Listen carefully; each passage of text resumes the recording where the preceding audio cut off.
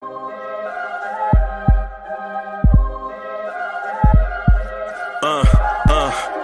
rank where the view is nothing less than phenomenal. For how I express and project from my abdominal. The only view better, both my daddy and my mama know. No living parents, my sons give me balance. My wife is my serenity, this mic is my identity. The world is foul enough, that's why I write without obscenities. Provoking danger with broken language and spoken anguish. Begging to get hurt, why would you ask to go through changes? Yes, Lord, life's a chessboard, master the angles. Control the tempo, be the one who holds the info. Acknowledge is just as deadly as machete swings. When spoken, the truth is as potent as that Medellin. While others swear the style is free, I just let it ring. Our time is undervalued, soldiers make us better kings. My fam's on my shoulder, reaching after better things. Today I take the shot, for them I'd rather set the screen. My mama told me follow my dreams. My daddy told me get it by any means. Stand tall, make him bow to a king. But I've evolved, you can see the result. Look in my eyes when you speaking to God. Life and for those who we caught up in using what I was taught with the muse. I guess they call it proving I'm more than an artist. Penciling out my darkest while stenciling out a harvest. And storing what gets me from A to B, just like garages. Instrumental with collages. Envision what I've been drawing. Broadway to give you rhythm like the great Lena Horne. So bent on, found comfort in the storm. Find peace and on when you see them others perform. Organized chaos, I'll cast it like hey ya. Yo, party people in the place to be. What's good? It's the number one chief rocker in Knicks universe, your main man's Uncle Freezie. And welcome to the best Knicks night show going, the Knicks at Night podcast. Yours truly, Uncle Freezie in the building. Cast of characters, King Ribby, Kerry Cox, B Baller for real, David L, Rodney Atkins. Yo, y'all want this party started right? Y'all want this party started quickly, right? Yo, we got a dope show tonight, man. Got a dope topic. The topic of the show is which young Knicks player is ready to break out.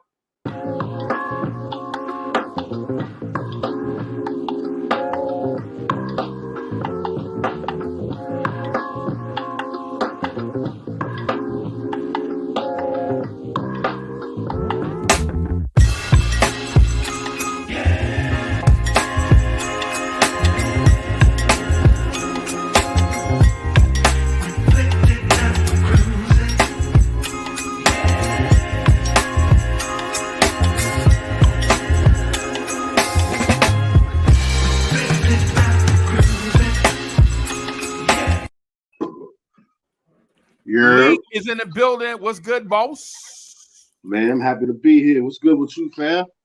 Hey, man. Been a minute since I did my Knicks at Night thing, man. I apologize, good peoples. Yeah, man. Yeah, man. How you feeling? Well, I feel blessed and strong and happy. Good. You know what I'm saying? We're going through some changes, like always, in everybody's life. Yeah. But, you know what I'm saying? Through God, all good things happen. Like I always say, attitude is everything. Yeah, man. Attitude is everything. You look like you lost a little bit of weight there, boss. Turn you down to 250. Okay. 275, 250. Yeah, man. I was a little round pudgy MF. Man, my wallet down to 250. We bought 50. Let me stop. I got it. Yeah, man. That old child support. No, I'm just messing around. I'm about to say, boy, I ain't no way in hell. Yeah, man. Yeah, man. I'm too old for that, huh? Boy, I'll tell you this. I recommend you for the Guinness Book. Well, yeah. You know, somebody got to be in there. Somebody's got to be in there, right? May as well be exactly. Why not us? Let me put this joint out here real quick, man. Look, I look mad goofy with this hood on. Let me do this real quick. You look comfortable. So my peoples can see my face. Right? But yeah, man. So the title of the show tonight, man, the thing I want to talk about tonight, man, is which young Knicks player is posed to break out. I have someone in mind. Y'all already know I want to talk about my heartstring some tonight, but mostly I want to get y'all's opinion on the young Knicks player that is poised to break out. Lee, do you have an opinion on which young Knicks player is poised to have a breakout season? Not a particular one. I got a if you to holler at me maybe about 4 months ago, there were several. Right. But seeing as though some movement that happened, ain't but really three. That's the three primary ones we still holding on to. Well, four. Four? Yeah, four of them. Okay. We're holding on to. Okay. Because I include a certain somebody in this group because I'm tired of people dogging him, and I'm tired of letting watch himself get dogged. Right. But I can't control their career. Right. They control that. And as a Knicks fan, all I can do is observe and report and support. Right. Well, you know what they say. They say holding on is very hard to do when the love is gone, and that's no lie. Facts. That's what they say. I'm just going by what the people say. You know what I'm saying? You gotta when the people say it, it's got to be true. I don't know about that part, but I'm gonna just say, you know what I'm saying? Damn, homie, I wish you could have did better because you got some money. But I'll go into that as I describe who I'm thinking of later. You know what I'm saying? Speaking of getting money, boss, and we're gonna talk about while I give the chat a little bit of time to fill up, just for a few minutes. Just give the chat a few minutes for some more people to come in, so we won't have to keep circling back. That's one of our big things, right? Is when the chat gets here, like we start the conversation kind of early, and then the people that come into the chat kind of late. Yeah, and then they start talking crazy in the chat. They missed it, and then we always got to circle back and tie the conversation back and tie the conversation back. So I'm gonna just give it a few moments, right? But while I say that, speaking of getting money, this studying for the securities industry essentials. Yes, sir. Kicking me in the back, bro. No, it's not. I got it pulled up right now. I know you do. That's like, bro. I hate to sound crazy, but that sound like it's some psychological. You psyching yourself out, man. Yeah, I sound like Keith Murray. These mythological Nick. Yeah, that sound like Keith Murray. Yep. It sound like you went to Suffolk County on that one. Yeah, I'm on Suffolk County. Yeah. Let's be honest with you. I'm no. I happen to have a great fortune. One of my good friends grew up with him. You know what I'm saying? Back in my days when I was, you know what I'm saying, wasn't the most, anyway. I'm not gonna get the detail, but when I was out here fracturing a few things before I made we were all young at one point. Yeah. He happened to he from Central Islip because that's where Keith Murray's from, and we just happened to go out there. Matter of fact, I met two rappers that day. Believe it or not, because I met Central Islip and Brentwood are so close, right there. You know what I'm saying? It's like going in from it's like walking from Hollis into Queens Village, or from Jamaica to Hollis. Shout out to Jamaica and Southside Jamaica and Hollis, Queens. Yep, and Queens Village. Because I got love for them. Y'all don't know about them, but that's a hidden gem in Queens. And Queensbridge. I mean, come on, man. We gotta. Now we shouting out everybody, man. We just do this, man. Shout out to the 5 boroughs, to the tri-state area. That covers everybody. I got love for all of y'all. You're right. For real, for real. I got nothing but love for you, baby. We hit our 5 heartbeats. Yeah, man. But I'm sorry. Go ahead, bro. Okay, no. Go ahead, no. But anyway, let me finish telling you about it. So we walking up there, hand to the man, BS you not, man. You know what I'm saying? We in his brother's Jeep. You know what I'm saying? To my man Adam Wright. His name is Adam Wright. If you out there, bro, I miss you. God bless you. And I hope, you know what I'm saying, you taking care of yourself. You know what I'm saying? We was out there, you know what I'm saying? We was trying to retrieve something that weekend that unfortunately somebody took from my crib that was his. Right. You know what I'm saying? Anyway, to make a long story short, so we out there just chilling. So we going down the road and we pull up, and I happen to see this Lexus coupe. You know what I'm saying? The very first one, which was in his video. And it wasn't me either, because I don't drive Lexus. Yeah. It was Keith Murray. If anybody know anything about Keith Murray, and if they know anything about that video, they noticed that it was a Lexus coupe. And back in that day, ain't think too many people had that Lexus coupe. Nah. You know what I'm saying? Some of us was driving Sterling's, driving red Sterling in the seats recline. You know what I'm saying? Some of us was driving some 5411s. If y'all don't know what that means, some Reeboks. Some Reeboks, yeah. 5411 size 7 and girls. Yeah. Man.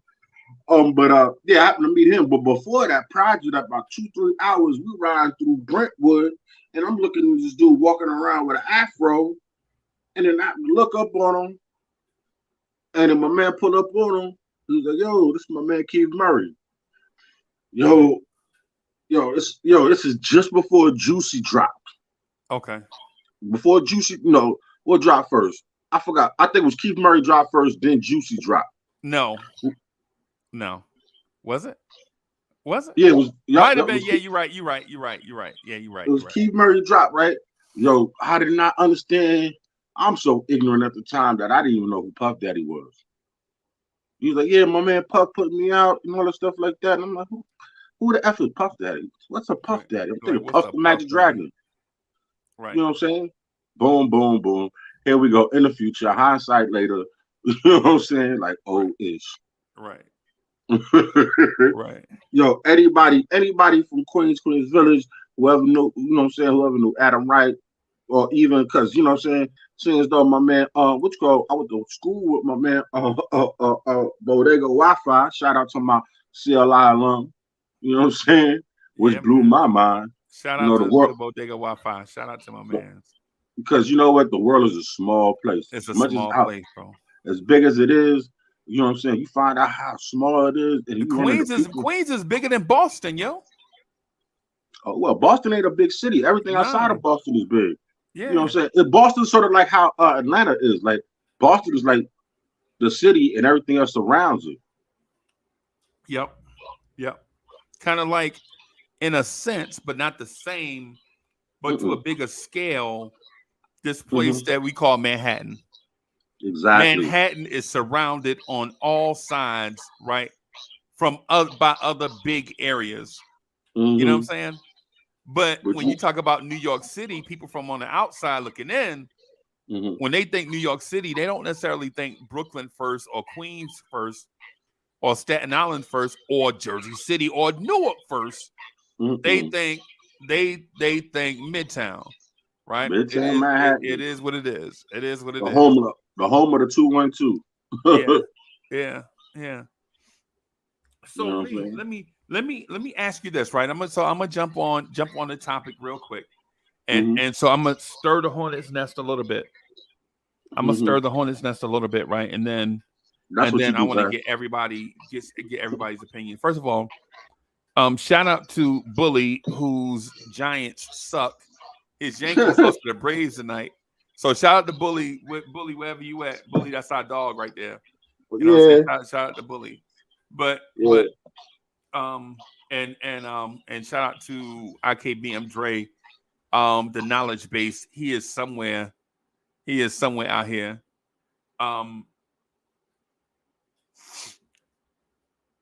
I think the Knicks have a lot of young potential on the roster, right? And I'm not going to start with Jalen Martin, right? Who I feel like has, let me say it in a way that doesn't make sense.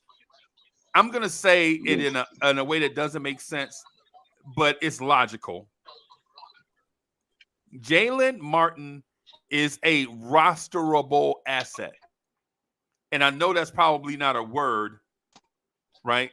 But Jalen Martin is a long-term rosterable asset. Right? Now, is he the one prime for a breakout? No, probably not at 19 or 20. Right?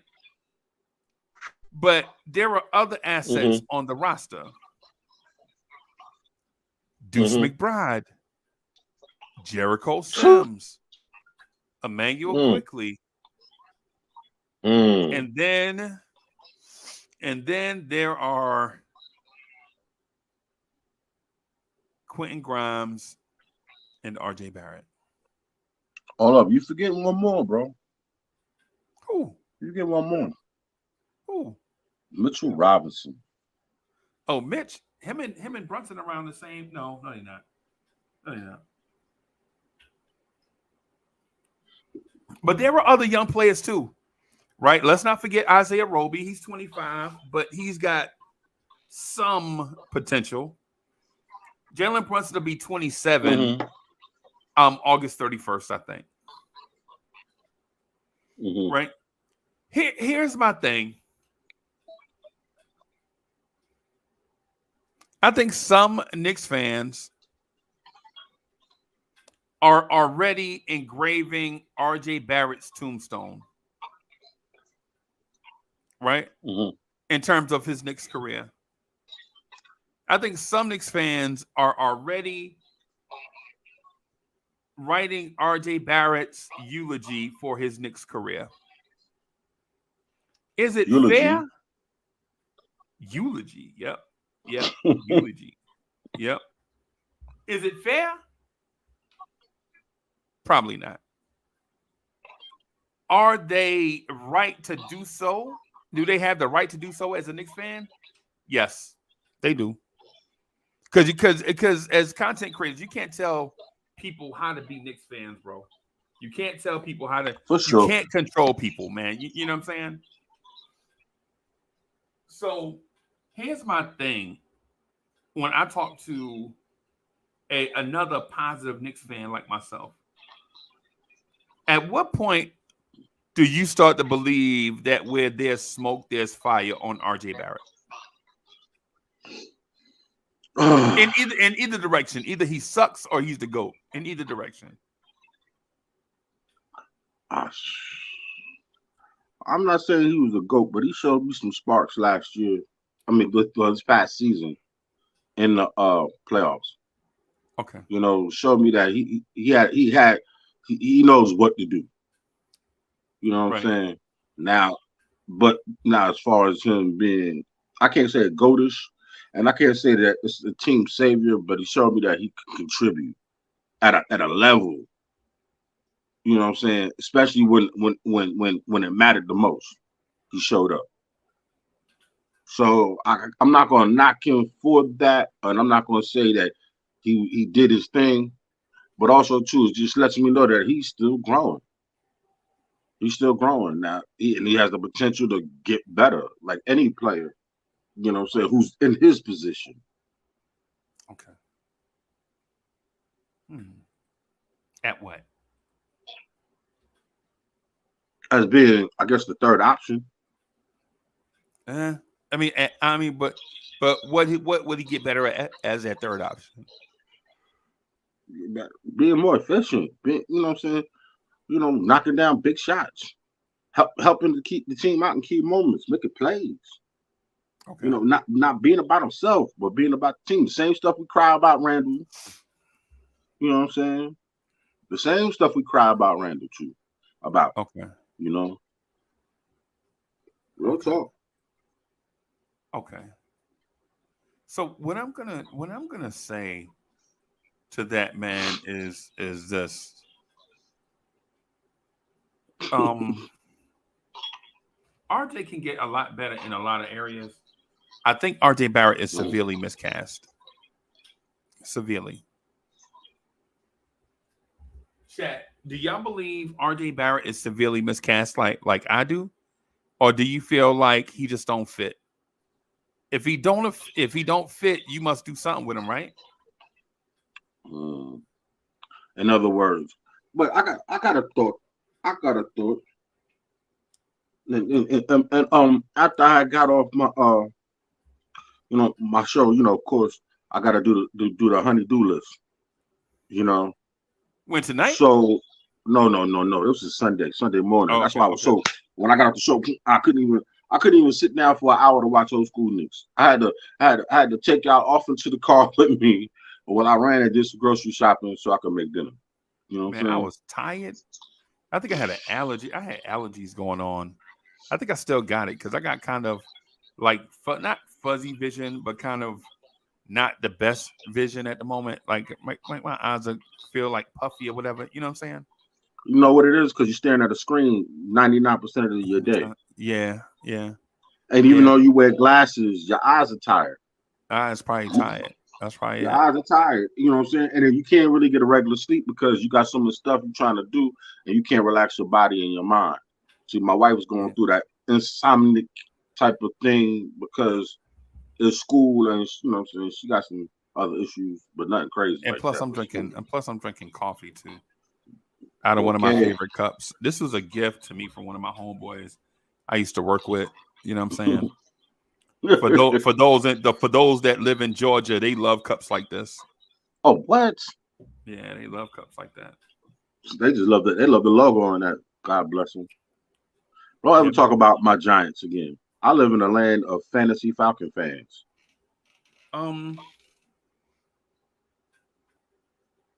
That took a turn. But I'm sorry. That took a turn. We went from talking about Gamecocks to the New York Giants. Well, I guess they similar. I don't know. I don't know how we took that turn, but okay. Mm-hmm. Maybe you had that built up. maybe I had that coming, right? Oh, that's all good, man. I know you love all things Carolina, man. It ain't nothing wrong with that. Yeah, man. I just love sports in general, man. So, and ironically, that's how I got to see Kevin Knox. That's how I got to see Emmanuel Quickly, time after time, because they both played for the University of Kentucky. So when they came to Columbia, I got a chance to see them. Oh yeah, because I forgot they play in the SEC, man. Right. So, but here's my thing about RJ. I think RJ Barrett is severely miscast, bro. I wouldn't say miscast. I think he's more misused. I think the coach that we have right now doesn't know. I mean, listen, man. You know, I know disrespect to our coach because I love and respect him because the simple fact that he's gotten us out the dungeon. But you know, he's a conundrum, and he is a conundrum and a curmudgeon. A curmudgeon, yeah, he's definitely a curmudgeon. Yeah, definitely. Curmudgeon. You know what I'm saying? But he just doesn't like the modern player. He's a throwback coach with an old school way of doing things and how he sees the game. You can't be mad at Granddad just because the way Granddad did it doesn't mean it was wrong. It's just not the way we do it today. Right. It's different. You know, we got technology. Yeah, we got technology. My granddad had hand tools. How about that? But you know what I'm saying? But fast forward, you know what I'm saying? It is what it is. But still, Granddad's way has gotten us out of the basement. Yeah. So with that said, they're gonna ride that horse until he die. Ride the white horse. Oh, not that horse. No, not that horse. Nah. Maybe Granddad was. Now they horse they ride nowadays starts with an F and it's killing people. Yeah. White horse. Right.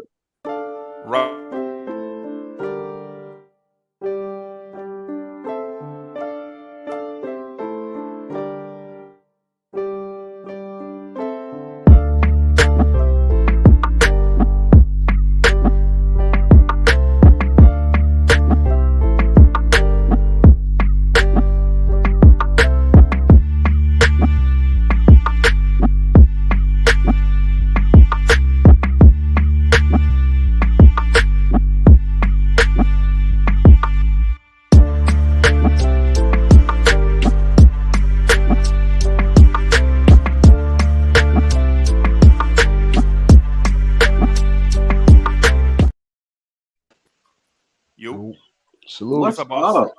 What up? What up, Lee? What up, Freezie? What up to the chat? Sir. How y'all fellas doing tonight? Doing excellent, man. How you doing? I'm doing good, bro. Yeah. We chilling, bro. Before you interrupted my rendition of White Horse, bro, I was talking about RJ. No, just joking. Just joking.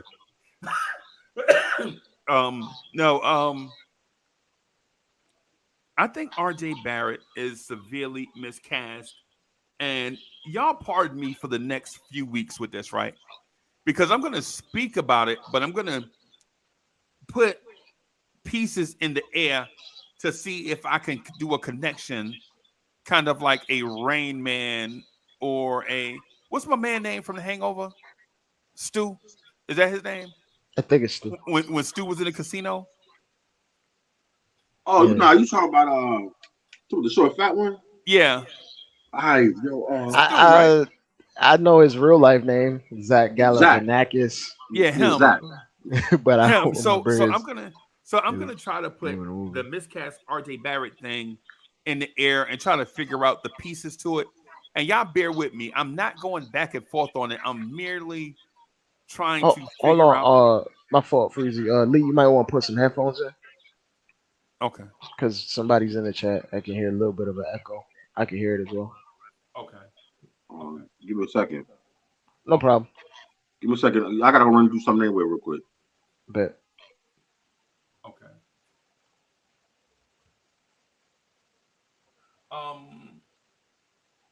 My thing is with RJ, I think there are tenets of a big physical playmaking guard, right? Yeah. An actual guard, not a wing. Right. Like he plays the two. Right. That plays it too. Right. I think there are some tenets of a big playmaking guard in there somewhere in a Alec Burks-ish type of way where he can be a secondary or tertiary playmaker, but not be dependent on to be a primary playmaker for an extended amount of time. And what I mean by that is, if you think of it in a way of a Sean Livingston type, kind of almost, where Sean Livingston had developed. Sean Livingston, Can orchestrate an offense in bursts. right. But when he was coming out of high school, He he was a was point the guard. premier athlete in the country. Period. And he was kind of viewed as more of an actual point guard. Like Right. not that he was Ben Simmons' height, but the way Ben Simmons was used coming out of LSU, he was big point guard. Big point guard first and foremost, even though he was big. Super athlete. Yeah. Super athlete before he ruptured blood vessels and tendons and everything in his leg. Everything Yeah. just went out the window. Yeah, a super athlete. Now, what he turned to as he rehabbed and came back is what you would think RJ Barrett could be in spurts. A big, physical, decently ball handling guard that is crafty enough to create space and use his height advantage over smaller guards to score and at the same time facilitate. I think that's what RJ Barrett could be in another universe. Yeah. Well, under the tutelage and at least steered in that direction. I don't think he was ever really given a chance to develop in that way fully. Yeah. Because if you're going to be a playmaker and learn to be a playmaker at this level, you're gonna have to take your bumps and bruises. You're gonna have to, especially early on. Yeah, the only people that get it right as far as being a playmaker are first ballot Hall of Famers. Right. That's about it. Everyone else took their lumps learning how to play make at this level. Right. And the thing about RJ is this, and I'm kind of shooting him some bail, but I'm kind of not, because I'm trying to figure out the RJ Barrett conundrum, right? Like I'm trying to figure out. Just bear with me. It's like that Disney movie with Nicolas Cage, National Treasure. That's what I'm trying. I'm in that National Treasure mindset with RJ Barrett, because I have all these pieces all over the place. Right. So RJ Barrett plays like a power forward, right? When he's the third or fourth option, right?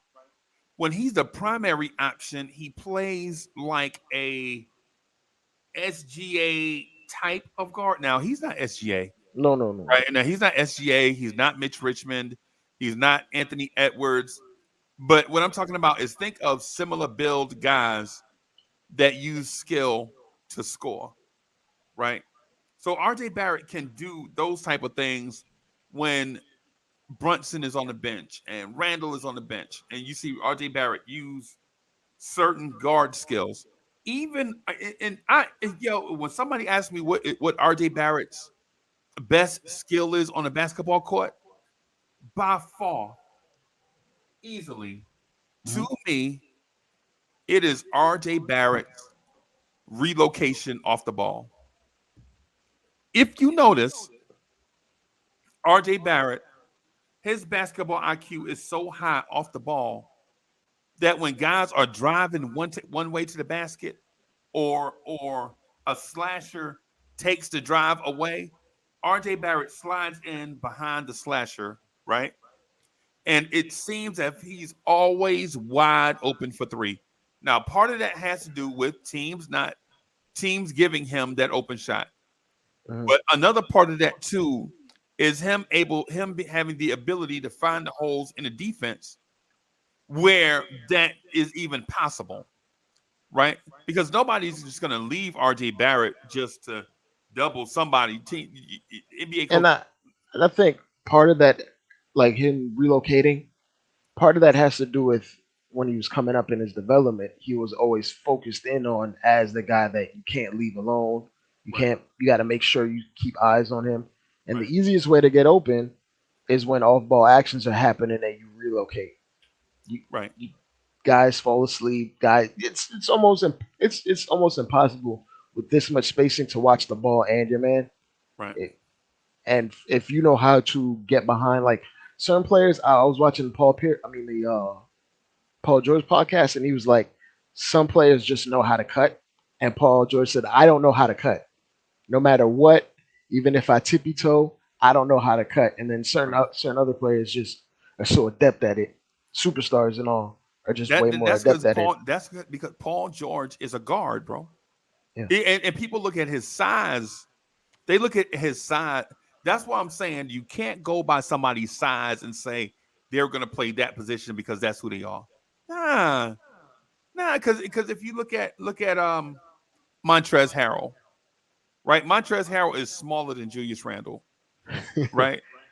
And Montrezl Harrell is an offense-only center down low.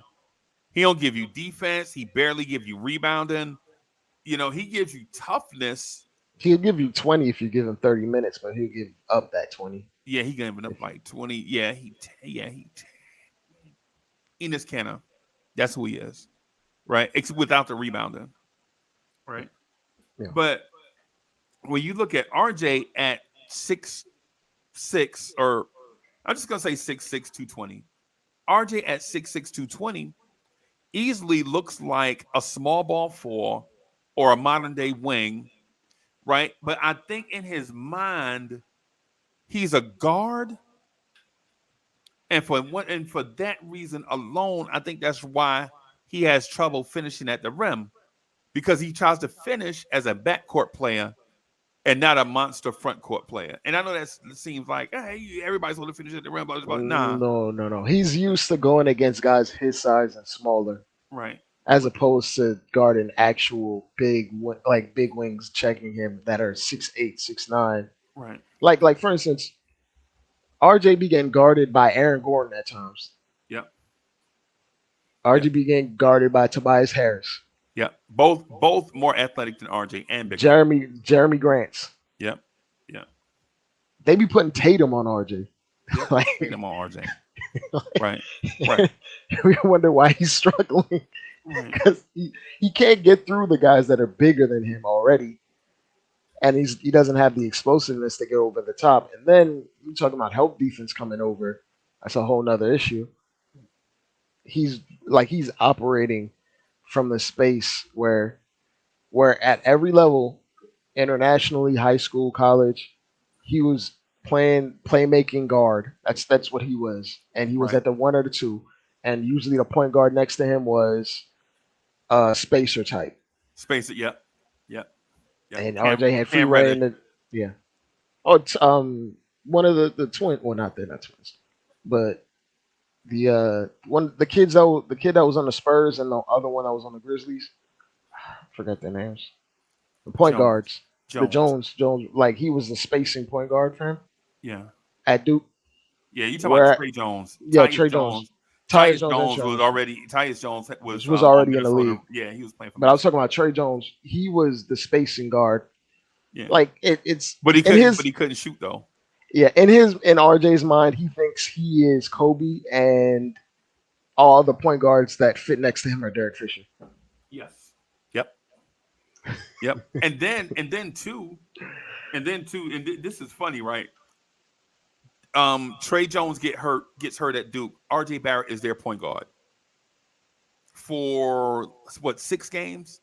Yeah, and Right? they went super big lineup. Super big, yep. And then and I think they had Cam at the 2. I forget who they had at the 3, but they were and Zion. It was a shooter. It was a spacing shooter that they threw in there. It was like a I forget his name. But then Cam Reddish misses a game, and RJ's at the 3. And then Zion blows out a sneaker and hurts his knee. I don't know if y'all remember this or not. his shoe. Yep, the Paul George 2 he had on just exploded off impact, right? And so RJ then plays the 4, right? RJ Barrett at the 4. Trey Jones just happens to come back the game after Zion gets hurt, right? RJ at the 4. So what ultimately what I'm saying is ultimately what I'm saying about RJ is I think there are some guard skills there. I think Tom Thibodeau wants to use RJ as the battering ram, but even as the battering ram, you should still be able to get some assists. Yeah, but just with better decision making. Better decision making and earlier decision making, right? Not bailout assists, right? My thing too with RJ, the reason why I say he's a Julius Randle that's been in the dryer for 6 hours is because they do similar moves and have similar moves out of the same spots, but at the same time, the difference between a laundromat Julius Randle and Julius Randle is that Julius Randle will get on the boards and rebound. And I know that's a point of contention for a lot of Knicks fans. They say, "Oh, he's a Still got to get rebounder." You still got to get the boards though. You still got to go to the glass, bro. You still got to go to the glass. And the thing about RJ Barrett is, when's the last time you saw RJ Barrett go to the glass? He rebounds like a guard too. Yeah, I mean, he averages what, 5 boards? 5? Is it like 5? I think it's It's like around 5. 5. You would love for it to be 6, 7. or 7. Yeah. And I know that seems petty, But that seals out possessions. That can save you 2 points. right.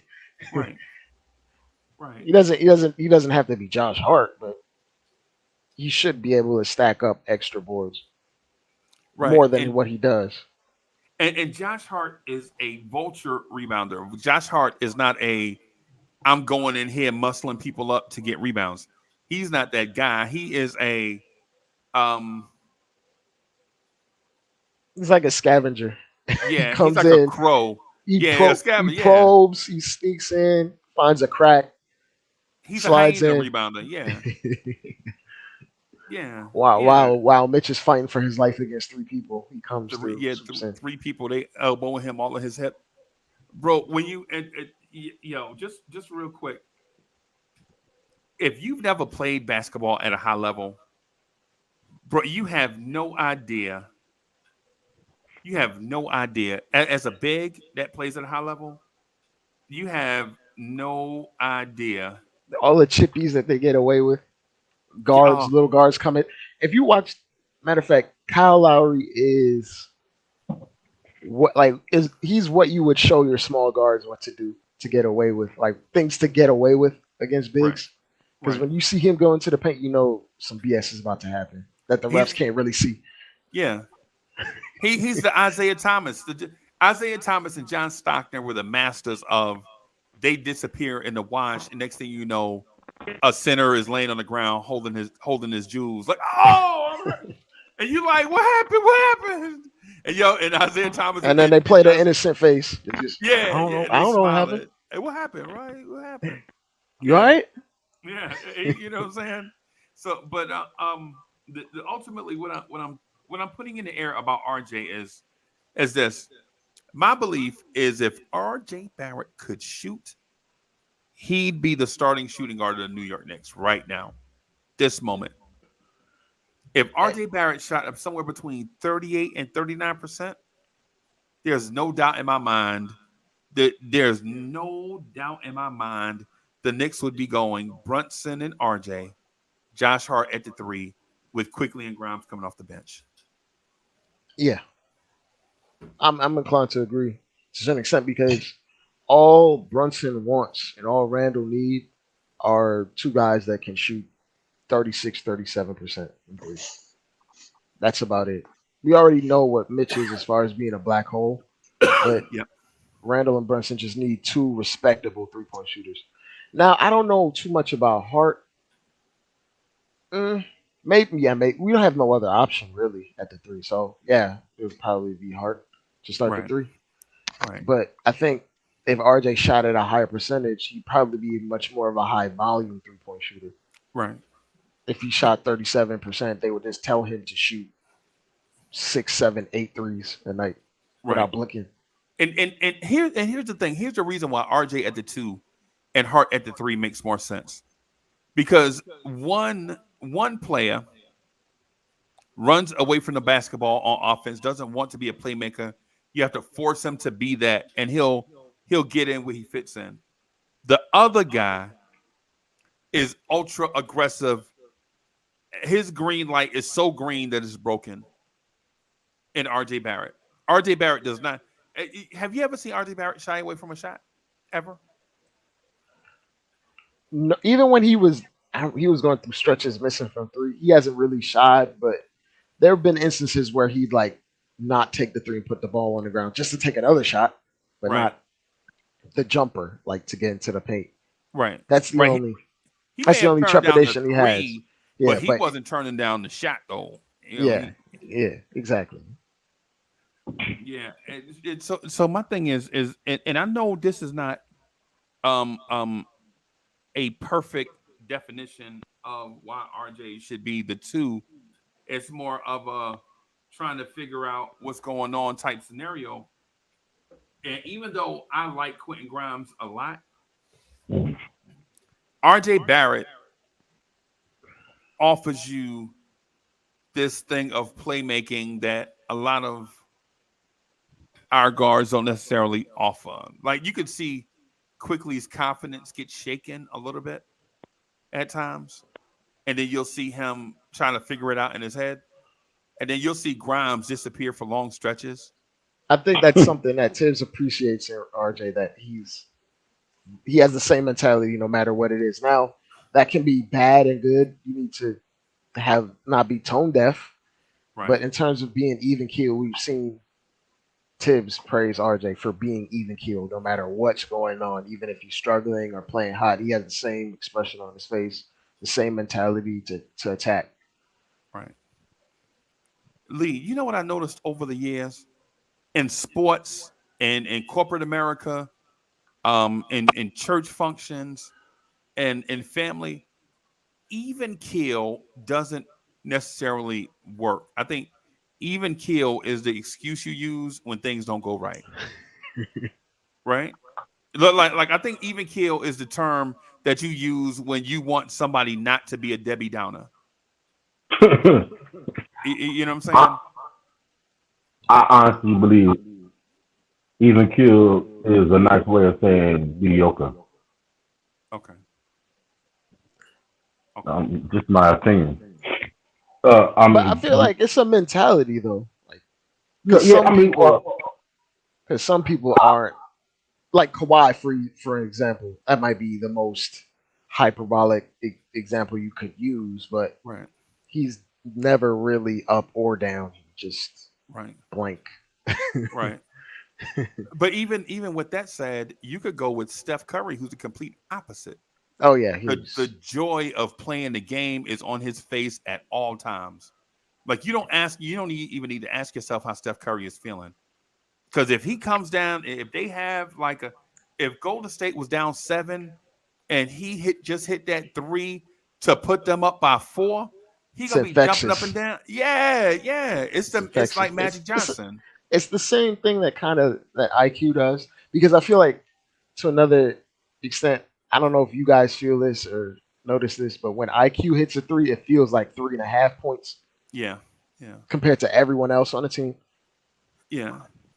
I mean, he's more of like a momentum shifter.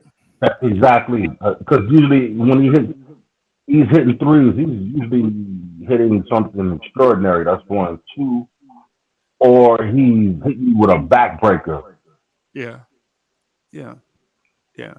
That's why it seems like 3.5.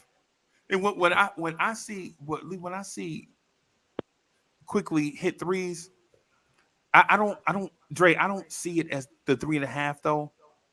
I be looking at it like a sigh of relief when quickly hit threes, right? And maybe this year, but in other years maybe it felt a little bit different. Maybe.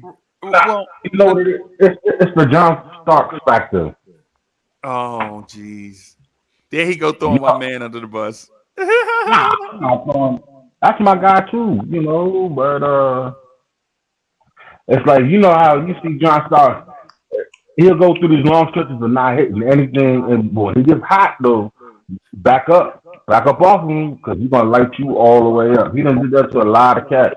Yeah, like JR Swish, when JR Swish was here. I saw JR Swish throw up a heat check against Philadelphia, and I was like, yo. And the funny thing is, as soon as he shot it, Amon Shumpert turned his back and ran back down court. He didn't even see it go in. And I'm like, yo. Did it go in? Yes, he splashed it. J.R. Swift caught fire against Philly. I remember. Yeah, I think it was, I can't remember exactly. It was a weekday game. Carmelo was a little bit off, right? They double tripling Carmelo. J.R. Smith, Amon Shumpert is turning the ball over. J.R. Smith catches fire off like a 35-foot 3. He's smothered, bro. I'm talking about smothered. I'm talking about 76ers in his jersey, and he swished it. And as soon as you see J.R. Smith hit that shot, you saw all the 76ers like everybody drop their head because they know you can't stop a red hot J.R. Smith and a Melo who's a scoring machine at the same time. You just can't. Because J.R. Smith, and I'm gonna get back to quickly, but J.R. Smith, for as many boneheaded plays as he made, J.R. Smith, when he was on, was a top 5 scorer in the league. Period. He was like that dude where he could just anywhere on the court, and he could score from literally anywhere on the court when he gets going. The year he won 6th Man of the Year, he hit that. Remember, he hit that game winner against Phoenix. It was like some fadeaway garbage shot out the corner, right? Splash. But it went in. Right. Splash. It was a terrible shot from that, from a point of from the coach's point of view, it's probably a terrible shot because that's not what you want to end the game on. Right. But shot makers make shots. Difficult shot makers. Playmakers make plays. Score. Yeah. Yeah, that's what they do. So the thing with Quickly, when I watch Quickly, every time I see him pull up, I think Quickly has the most broken shot in the NBA, bro. Because of the hitch? Yes, because his elbows extend before his wrists. And so what it looks like is him pushing the ball like that. You know what I'm saying? It looks like him doing this as opposed to him coming up, arms extended, and releasing with wrist and fingertips. It's like mechanical. Yeah. It's not fluid. It's like you can see the steps in the jumpers. 1, 2. Yeah.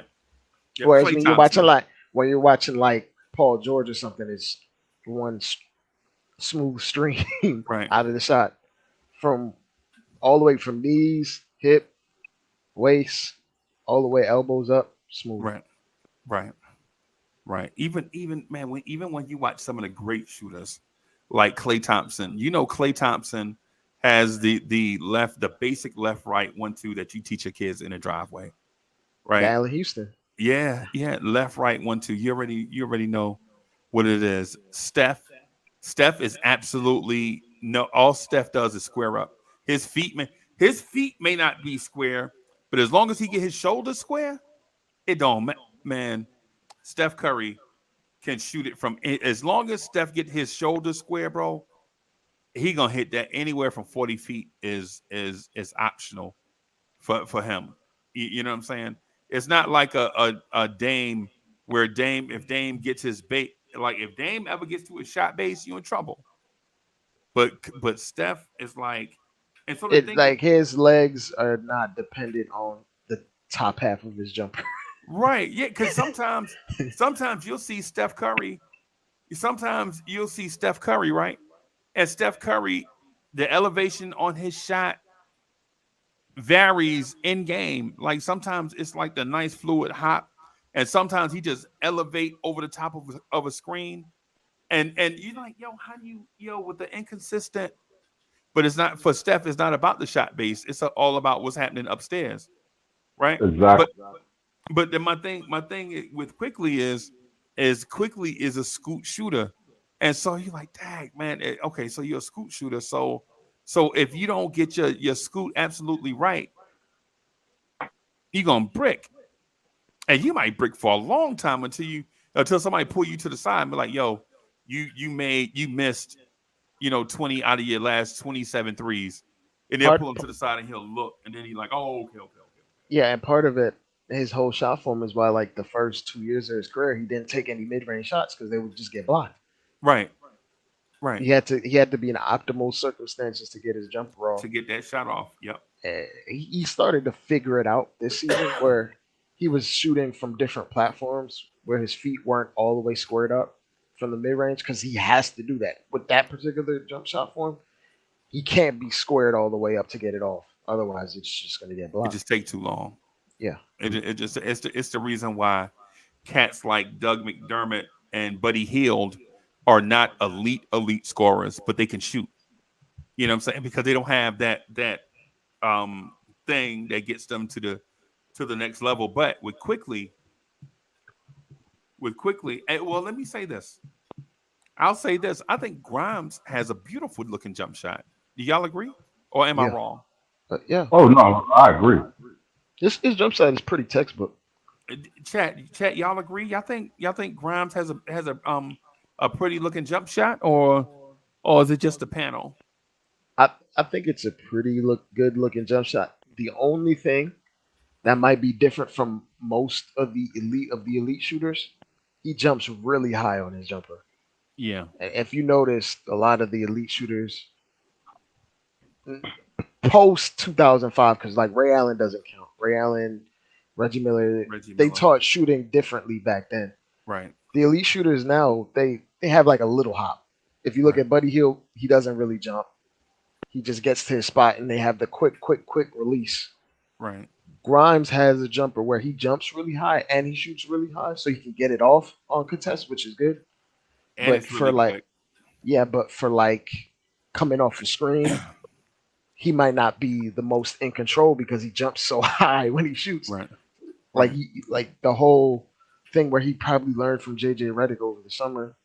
He probably needs to slow down when he's coming around the screen to shoot because he's coming off with so much momentum, and his natural jumper is to just jump really high. Right.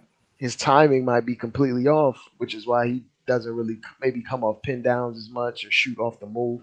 That's the difference between like super elite shooters as far as from the perimeter. It's coming off a screen in momentum, slowing down, getting your little jump off, and then shooting. Right. Grimes just jumps high no matter what. His jump, no matter what the context is with his jumper. Right. How much improvement do you see Grimes having this season from last season to this season? I think the jump might not be offensively. I think he's gonna be in near all NBA defense talks, Freezie. Okay. this year. I think he's gonna have a reputation as being an elite defender. And Okay. the way it's being shaped up with the awards being top 15 defenders instead of it being okay, you need a center here, you need two wings, you need this. He has a shot at making it there. I also think Mitch has a shot as well. But Okay. I think Grimes' reputation will be as an elite defender. I don't know if he'll have necessarily the offensive opportunities. There might be more varying opportunities in terms of him being a playmaker, coming off a screen, Okay. going downhill, creating for others. But I think at bare minimum, I think he's going to elevate into just not being known as a solid defender, but as an elite defender. Okay. I think that's his next step. Okay. I think there has to be offense because he is a defensive player, and where we need him the most, there's got to be offense. He has to hit these wide open shots that he's giving, especially the corner threes. And You I know think he it's Lee. You know he leads the league in percentage from the right corner three. I understand that, but Oh boy, Frank Ntilikina. Oh, I, the Frank Ntilikina stats. I mean, No, that's a real stat for No, today's NBA. no, I'm I get where you're coming from, bro, but when the game's on the line, they're gonna shut down that right corner with him sitting in it. right. Well, that's But partially to do with like how our offenses ran, but he's gonna be sharing so many minutes with guys like Dante and Quickly for that two spot and closing that's out games. Yeah. So that's where I'm like, it may not be an offensive jump because of just opportunity. It's just a lot of guys trying to eat out that position. but he has to in order to survive. Yeah, I mean, if he becomes an elite defender, he'll earn a ton of money. Yeah. So I have like four things to say about Grimes. For one, this is his money year, right? This is the year. Year 3 is usually the year, the indicator of do you pay somebody the big money extension or not, right? Because usually after year 3, going into year 4, you're talking about a contract extension and blah blah blah, right? Here's the other thing too, and I say this a lot, but I don't know if it's pertinent or maybe it's just coming in for a soft landing. But year 1 of Quentin Grimes' career, the Knicks were 25th in shot attempts. I'm sorry. The year before Grimes got here with Tibbs and them, the Knicks were 25th in the NBA in shot attempts. Grimes' first year in the NBA, the Knicks were 24th in shot attempts. This season that just passed, the Knicks were 11th in the NBA in shot attempts. So if you notice under Thibodeau, there is like an increasing number of shot attempts. And it's for multiple reasons. For one, reason number one, like Dre says, is because of offensive rebounding, right? We get a lot of offensive rebounds, right? For me, thing number 2, I think is more important. And Dre and I say the same. I think Dre and I are saying different points to it, and I think they're equidistant from the truth. I think the reason why the shot attempts have gone up is because we had better point guard play, right? So if you incorporate better point guard play with the fact that we hit the boards heavy for offensive rebounds, you see the number of shot attempts go up. Now, what Better I'm going to point say, guard plays, less turnovers too. yeah. So, And so what I'm going to say to Dre's point too, because he has an excellent point, and I would rather for him to speak to his point than me. But I just want to say this just really quick though. I think everybody on this team will benefit from having a good point guard 2 years in a row. So I could see the Knicks going from 11th in the NBA in shot attempts somewhere to about 8th or 9th in shot attempts, right? Because our formula on the offensive rebound, on the offensive boards is not going to change, right? And we have a point guard that we feel like is dependable, and through organic growth and young players learning each other, learning the system, learning how NBA defenders are going to defend them on a nightly basis, I think you'll see them get into more solid offensive sets, be better. So I can see the Knicks somewhere in the neighborhood of 8th or 9th in the NBA in shot attempts. Plus, with Dante DiVincenzo taking the spot of Deuce McBride and Obi and Fournier, I think he's going to get those ad hoc minutes, those minutes where three guys, those tertiary three guard minutes. Yeah. Super downsized minutes for Hart at the 4. And to that point, when Hart or anybody, for instance, that matter, when we play a downsized lineup, anybody can bring the ball up. Right. That can increase our chances of getting a mismatch in transition. Then you can attack that way, and that raises the pace as well to get more shots up. Right. So it's not a foolproof science. It's pretty. There's certain steps that it all adds up. Like I think both of the things that we're talking about, it's something that can be added up all together in totality. Like better play, continuity. Right. Guys growing organically within themselves and growing as players, being smarter basketball players as they mature in the league. Right. Different philosophies. I'm gonna come out of this hoodie. I'll be right back, y'all. Yeah, like different philosophies. It's I can see us being a higher possession team. See. Wow. Wow. Well, who do you like? I came in a little bit late, but Freezie asked you the question. He said, "What was your answer as far as which one of the young players are going to take the biggest jump?" I mean, it's going to have to be Grimes. Do you want it to be Grimes, or do you think it's going to be? I think it's going to be Grimes because he's starting 2, and he has 2 dogs behind him. For example, they're going to push him. DiVincenzo as well as Quickly, who quickly does what he does. The only issue that I have with Quickly is it's the same issue that I have with Randall. I mean, those as far as being disappointed in the playoffs, I'm disappointed in them too. Other than the fact that he got hurt, which was both of them, and then the escape route is the fact that they hurt. So with that said, I mean, I need them all to step up as a whole. I agree. Mitch, I mean, you got the bag, bro. You should have hollered at Akeem Olajuwon. Wait, what we talking about? That got the bag? Well, Mitch, when he got his little chain. Man, I've kind of just. I would shoot me. I took $100,000 and like, what's your favorite charity? The thing is, I'm kind of like giving up on that because what is he going into his 6th year now? He's going into his 6th year. I mean, we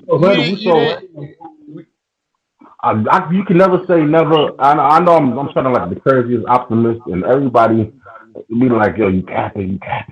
No. I understand what you're saying. Like as an NBA player, it wouldn't surprise anyone if he improved in that regard. But it's like you never really seen like DeAndre Jordan add like a hook shot or anything to his game. It's just when you're like DeAndre Jordan was comfortable being the rim runner, and he had how do we know? Or he's not put it pitch perfect to him. How do we know Mitch is not comfortable just being a rim runner? Because when they give Mitch the ball, he don't. When we give Mitch the ball in the post, he don't know what to do with it. No. Mitch is like, what is this? He's like, oh my God. Right. Bro, I love Mitch, man. I love him. You can get away with Mitch because he does something at an elite level. He does 2 things at an elite level. Right. Offensive rebound and protect the rim. That's undeniable. And when you do more than one thing at an elite level, it kind of you can mask the flaws. The problem is when you don't do anything at an elite level, or you just do one thing and it's super niche at an elite level, you can't mask all the flaws for that player. And Mitch is in the top, in my opinion, in the top 95 percentile of 7 foot bigs athleticism. Yeah. Like when dudes get to 7 foot, like how many more dudes in the NBA that are 7 foot that are more athletic than Mitch? Anthony Davis. Anthony Davis, maybe. But he's not even a 7 foot. Yeah, He's 6'11", 7 footish. Yeah. Because think about it. Is Adams more athletic than Mitch? No. Steven, no. He's Valanciunas? stronger. No. Stronger, Embiid? No. No. Well, it depends what you quantify as athleticism, because Like, coordination might fall into athleticism. He's way more coordinated than Mitch. Yeah. He Footwork might be, and all. He might be more coordinated, but even with that said, he's not more agile than Mitch. Nah. Nope. I don't think that he might be more dexterous and strong, but he's not more mobile than Mitch. Yeah. You know, he doesn't jump higher than Mitch. Mitch closes more ground. Yeah. Cover. Yeah. Mitch offers a lot of stuff, man. Especially at the price point that he's at. Yeah. Got it. Can't discount. Even though he's discounted, you can't discount what he's doing. Oh God. At 15 million. Oh wait. You seen the money that guys are getting over the summer? No, I just know. It's the fact that you brought up the fact that he's making X dollars. I mean, it's true. So I can't knock you for it. Yeah. But it's funny to me. David L said Mitch can't jump. Mitch can jump, bro. It's just Mitch is always hurt. Mitch always has like lower leg injuries, man. And sometimes it's better off to utilize your length than to just give up your position by jumping. Right. Like if you put Mitch and Sims on the court, they can mimic each other all they want. Right. Sims can jump out the gym, right? But once he jumps, he's out to play. He's out to play. Yep. That's you can't make up for 7 feet with 7 foot wingspan. You can just stand still and put your hands up, and that's enough of a deterrent. You know Randall is the same height as, or taller than him. Yeah, you're right. Randall and Sims are the same height or same size. What I would love to have seen the Knicks do was go get that kid Derek Lively to back up Mitch. Oof. Oh, if we could have got Derek Lively to back up Mitchell Robinson, bro, this summer would have been so spectacular. I don't even know if that's a word. I just made one up on the fly, Lee. I'm just making a word. I'm Merriam-Webster now, bro. I'm just putting words in books. You sounded like Keith Murray, man. Yeah. Yeah, for real. We was just talking about it earlier. Yeah, man. Dre, can you put a link to that T in the private chat again, or send it to me through the Discord? Remember the T that you sent to Bully? Okay. Yeah, no problem. I forgot. Man, what happened is the computer crashed. I had to get it back to factory setting. So I had to ask for a whole lot of stuff all over again, man. Mm-hmm.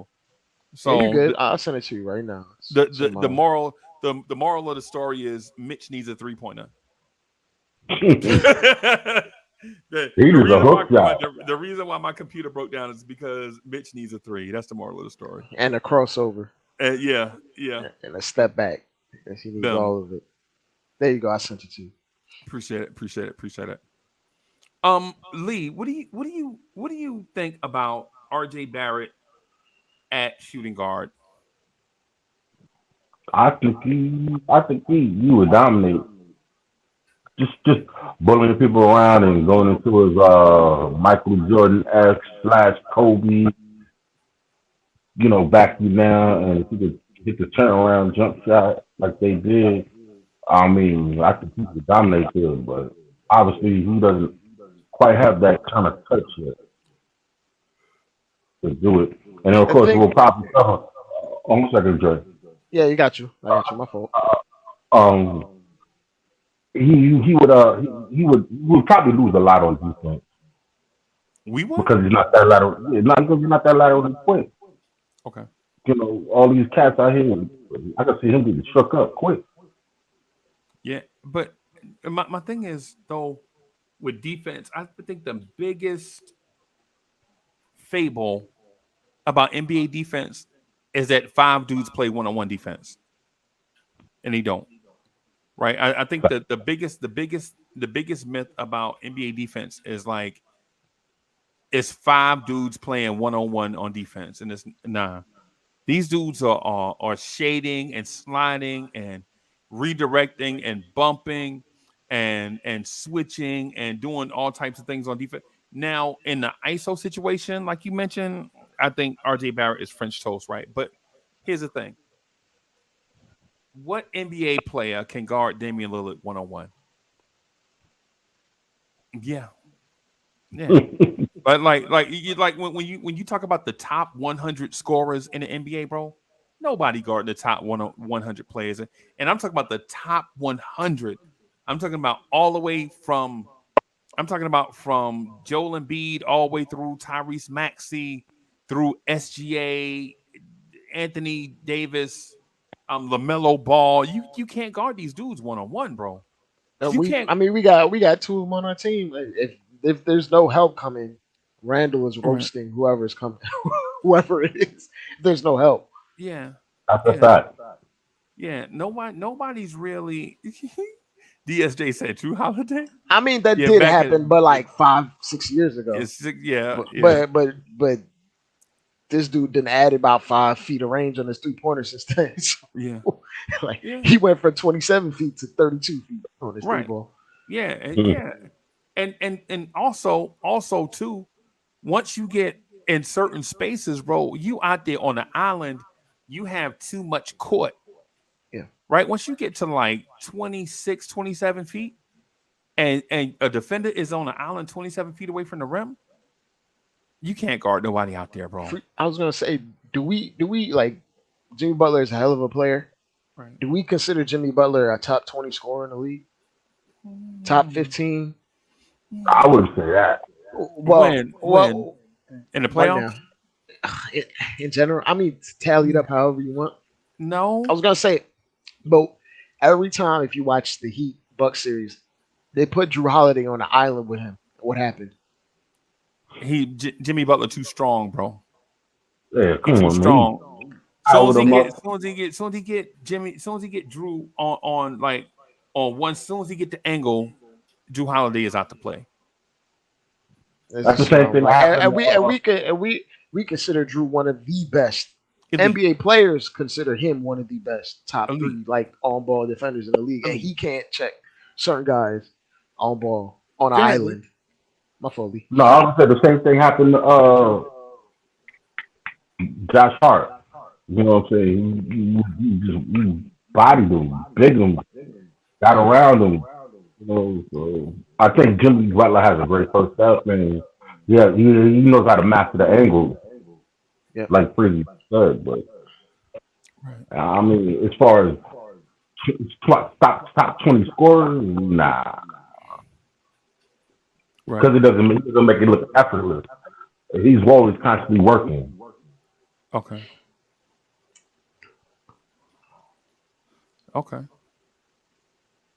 You know, for example, let me see. I'll go to somebody like for example, Julius Randle. You know, if he's not pounding, backing you down, which really doesn't do too much anymore, but if he does that. But his mid range and the fact that he could knock down the open jumper with ease. You know, one person. This is part like even though our offense focuses on isoing a lot, like even then, part of the reason why Julius Randle is double teamed so much is because 1-on-1 you really can't guard him 1-on-1. Nah, nothing. Even to the basket, nope. Because you're seeing how Bam plays defense against them. The Heat still shade their whole defense whenever Randall has the ball. Right. Even with Bam, and Bam is a hell of a defender. Right. And I'm just gonna say this too. What Lee said about Jimmy Butler and Josh Hart, man, Drew Holiday and I know it's gonna sound crazy, but Drew Holiday and Josh Hart are just about the same size. I think Josh Hart may have 10 pounds on him. Maybe that's it. And Drew might have like 1 inch in height on him or something. Right. Or something So like that. I think Drew is more laterally quicker Yeah. Oh, than definitely. Hart. Yeah, but as far as Much more physicality, Josh is stronger than him. I feel like Josh is stronger than him. Right. Right. But Drew is definitely more explosive, faster, quicker, agile than Josh Hart. And that's no knock on him because we were talking about an elite defender. So I'm not knocking Josh Hart. Right. Yeah, man. Yeah, but the point though that we were getting about RJ Barrett's perimeter defense, man, listen. If you've ever seen Bradley Beal play defense, then you could And the sad part, Bradley Beal came to the league as a plus defender. Out of Florida, he was an athletic defending guy with long arms with playmaking upside. Yep. He was damn near like Marcus Smart with a jumper coming out of college. and the funny thing is this is how I tell you, like, some guys have that moment, and if they ever have that moment, they're a star. And that's why I think Quickly and Grimes may be on that upward trajectory, right? Because you saw Bradley Beal play next to John Wall, and he was mad complimentary to Otto Porter, John Wall, and Kelly Oubre. Remember, like, those were like their. There was one of the Morris twins who were there too. Yeah, Marcus Morris. Yeah, was coming off the bench.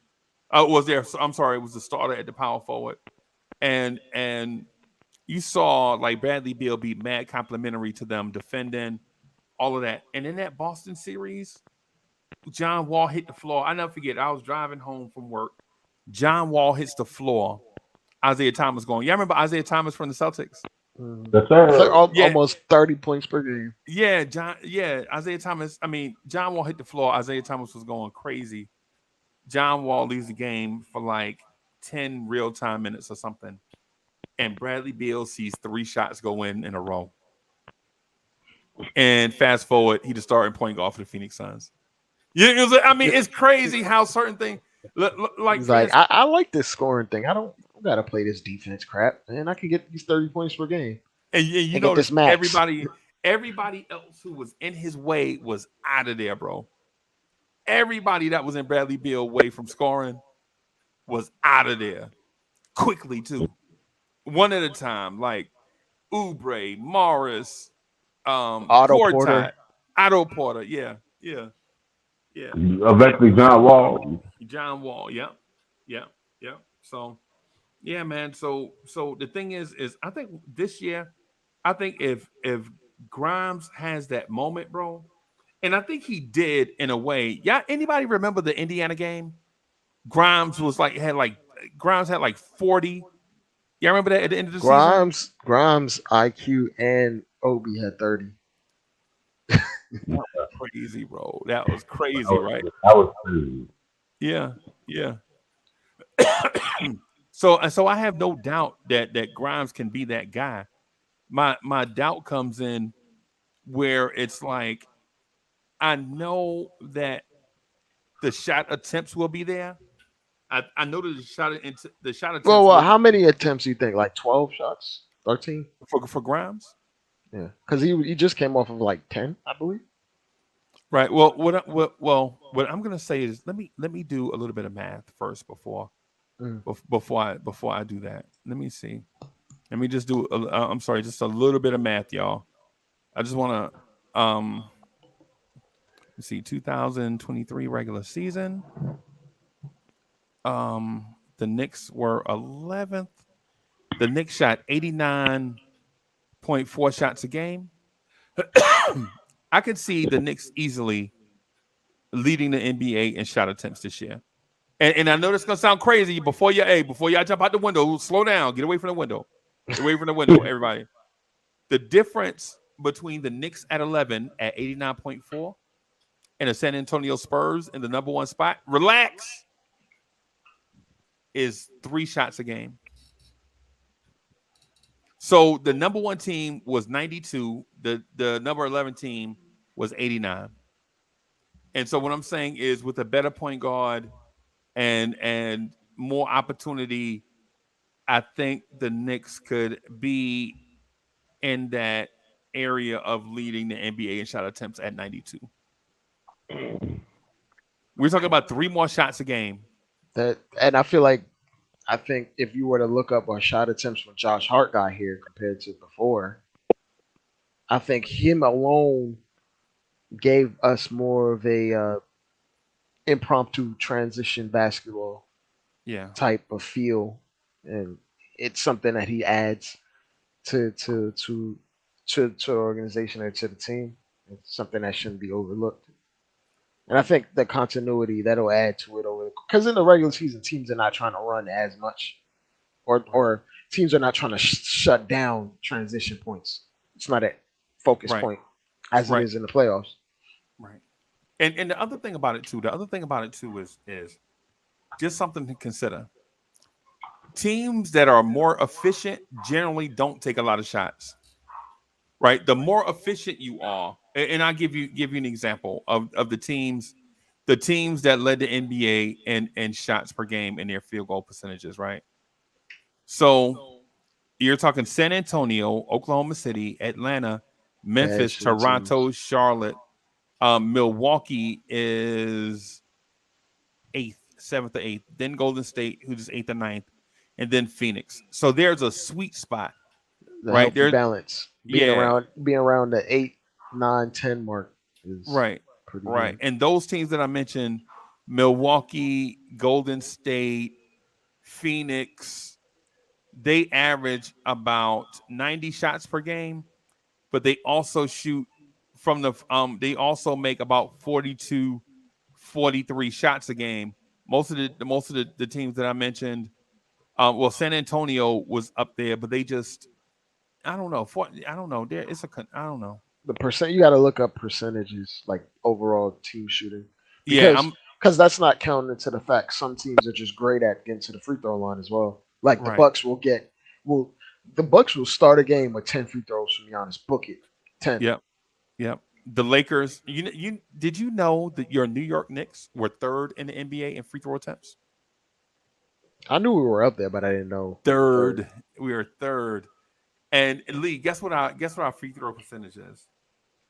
What 60 something? 76. Oh. 76. So we are bad. We are 76 in 2003 would make you a top 5 team, but we're in 2023. Right. Where everybody shoot good. So you got to be better everybody. than that. We got to be at least in the 80 percentile. You got to be 78, 79. I won't even say 80. It's just 78, 79. That's a lot of that falls on RJ. Yeah, and so we were 22nd. We were 22nd in free throw percentage for a team that likes to get on the glass and be physical. If we made teams pay for the physicality, we would lose a whole lot less games. Yeah. Yes. Yeah. And so it's one of those things where the Knicks are here's the thing. How often do you see a team that's ISO heavy also be a team that's terrible at shooting free throws? Aren't those two counterintuitive? Like they're supposed to go hand in hand, right?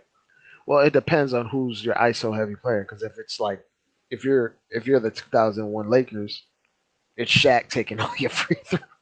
Yeah. It depends who's the guy going ISO. I mean, but in today's NBA, mostly ISO players are 80% free throw shooters or better. Outside of like Giannis or something. They want to go to the free throw line. Yeah. That's basically what it is. It was hard. Yeah, Lee, you remember Adrian Dantley? Oh, come on, man. You remember Utah with and no lie. No, Adrian Dantley and Josh Hart are about the same size, but Adrian Dantley played power forward also, right? Adrian Dantley was 6'5", like 210, right? But he would catch the ball in the post and turn and pump fake until you'd fall asleep with him pump fake and wake up and guess what he'd still be doing? Pump faking. Yeah. But he went to the free throw line a lot though. So yeah, man. Because So, eventually somebody would do something stupid like jump. yeah, they could. You can't help it, bro, because he was so quick with it. Like he'll come down the first trip and shoot the jumper dead in your face. You're like, oh god, dog, I jumped late. And then every time after that, yeah, man. That's the Dwayne Wade right there. Yes. Clips of Dwayne Wade 06, goes. 06 Wade, right? 06 Wade pumping at the top of the key, just pump faking. He's like, yo, why are you falling for the pump fake at the top of the key? You can't help it. I was watching some tape of like guys working out, and they're like, certain guys have a way of masking and making their pump fake look nearly identical to their actual shooting form, which is why DeRozan gets so many free throws. Right.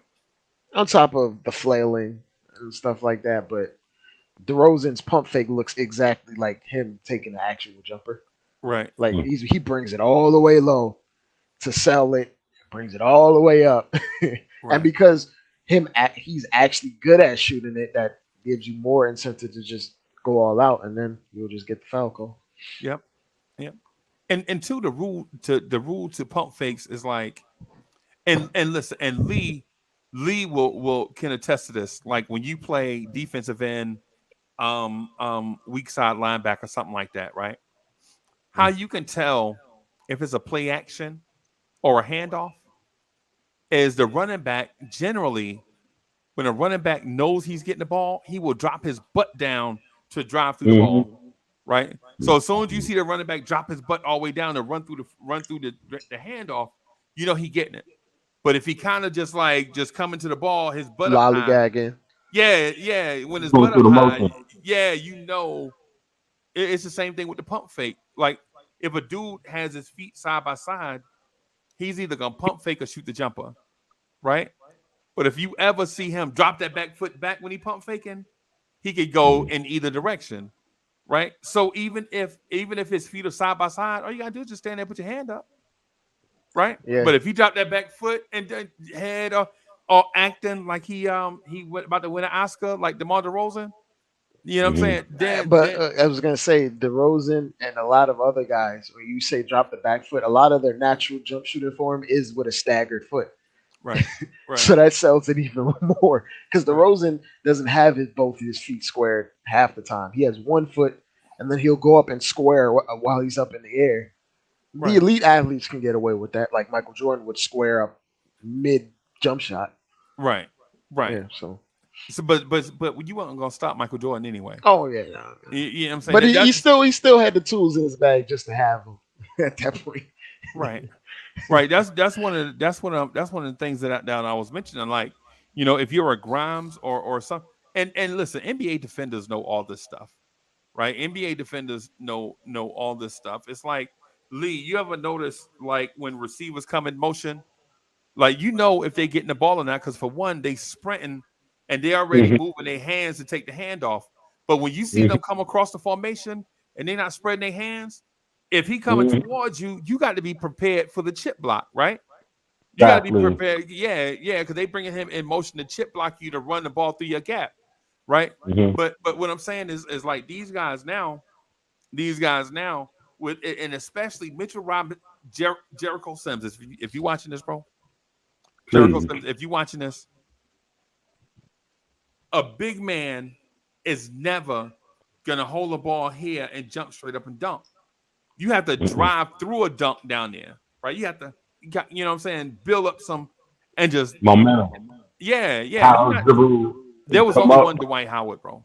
Only Dwight Howard could levitate out of a position like. Only Dwight Howard could be just like this and just levitate off the ground and dunk it, right? maybe David Robinson in his prime, right? But cats like Shaq, you can hear you can hear his thrusters firing for him to dunk, right? If that's the case, bro, just stand there with your hand up. If Shaq pump fake you, bro, you think Shaq gonna back dribble and go between his legs and spin you off? He just gonna go right through you. He gonna go right through you. So it don't matter if you jump or not. Just put your hand up.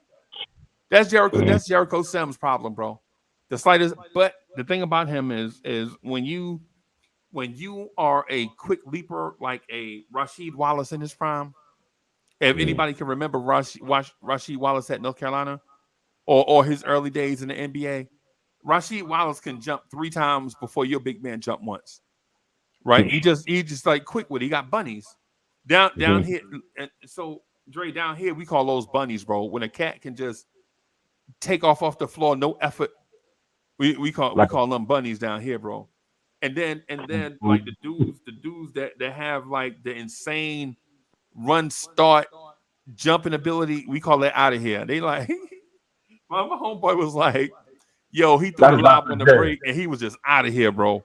I was like, yo, he was out of here. It's like, yo, we had to go get him out the Raptors, bro. He jumped so high.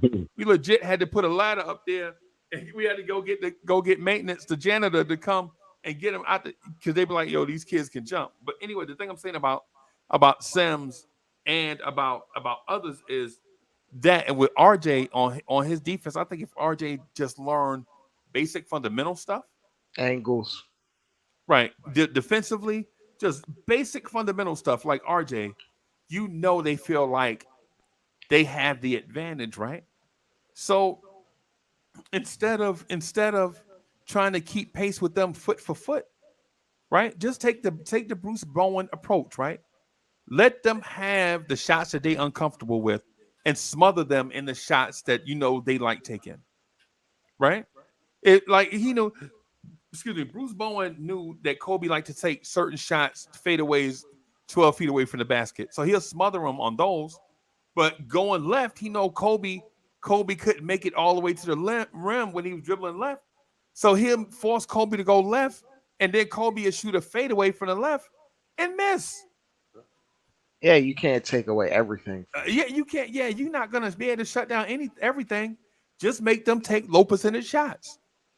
That's all it is. Yeah. I think sometimes in RJ's earlier iteration where he had a little bit more foot speed, he took that approach even with quicker guards.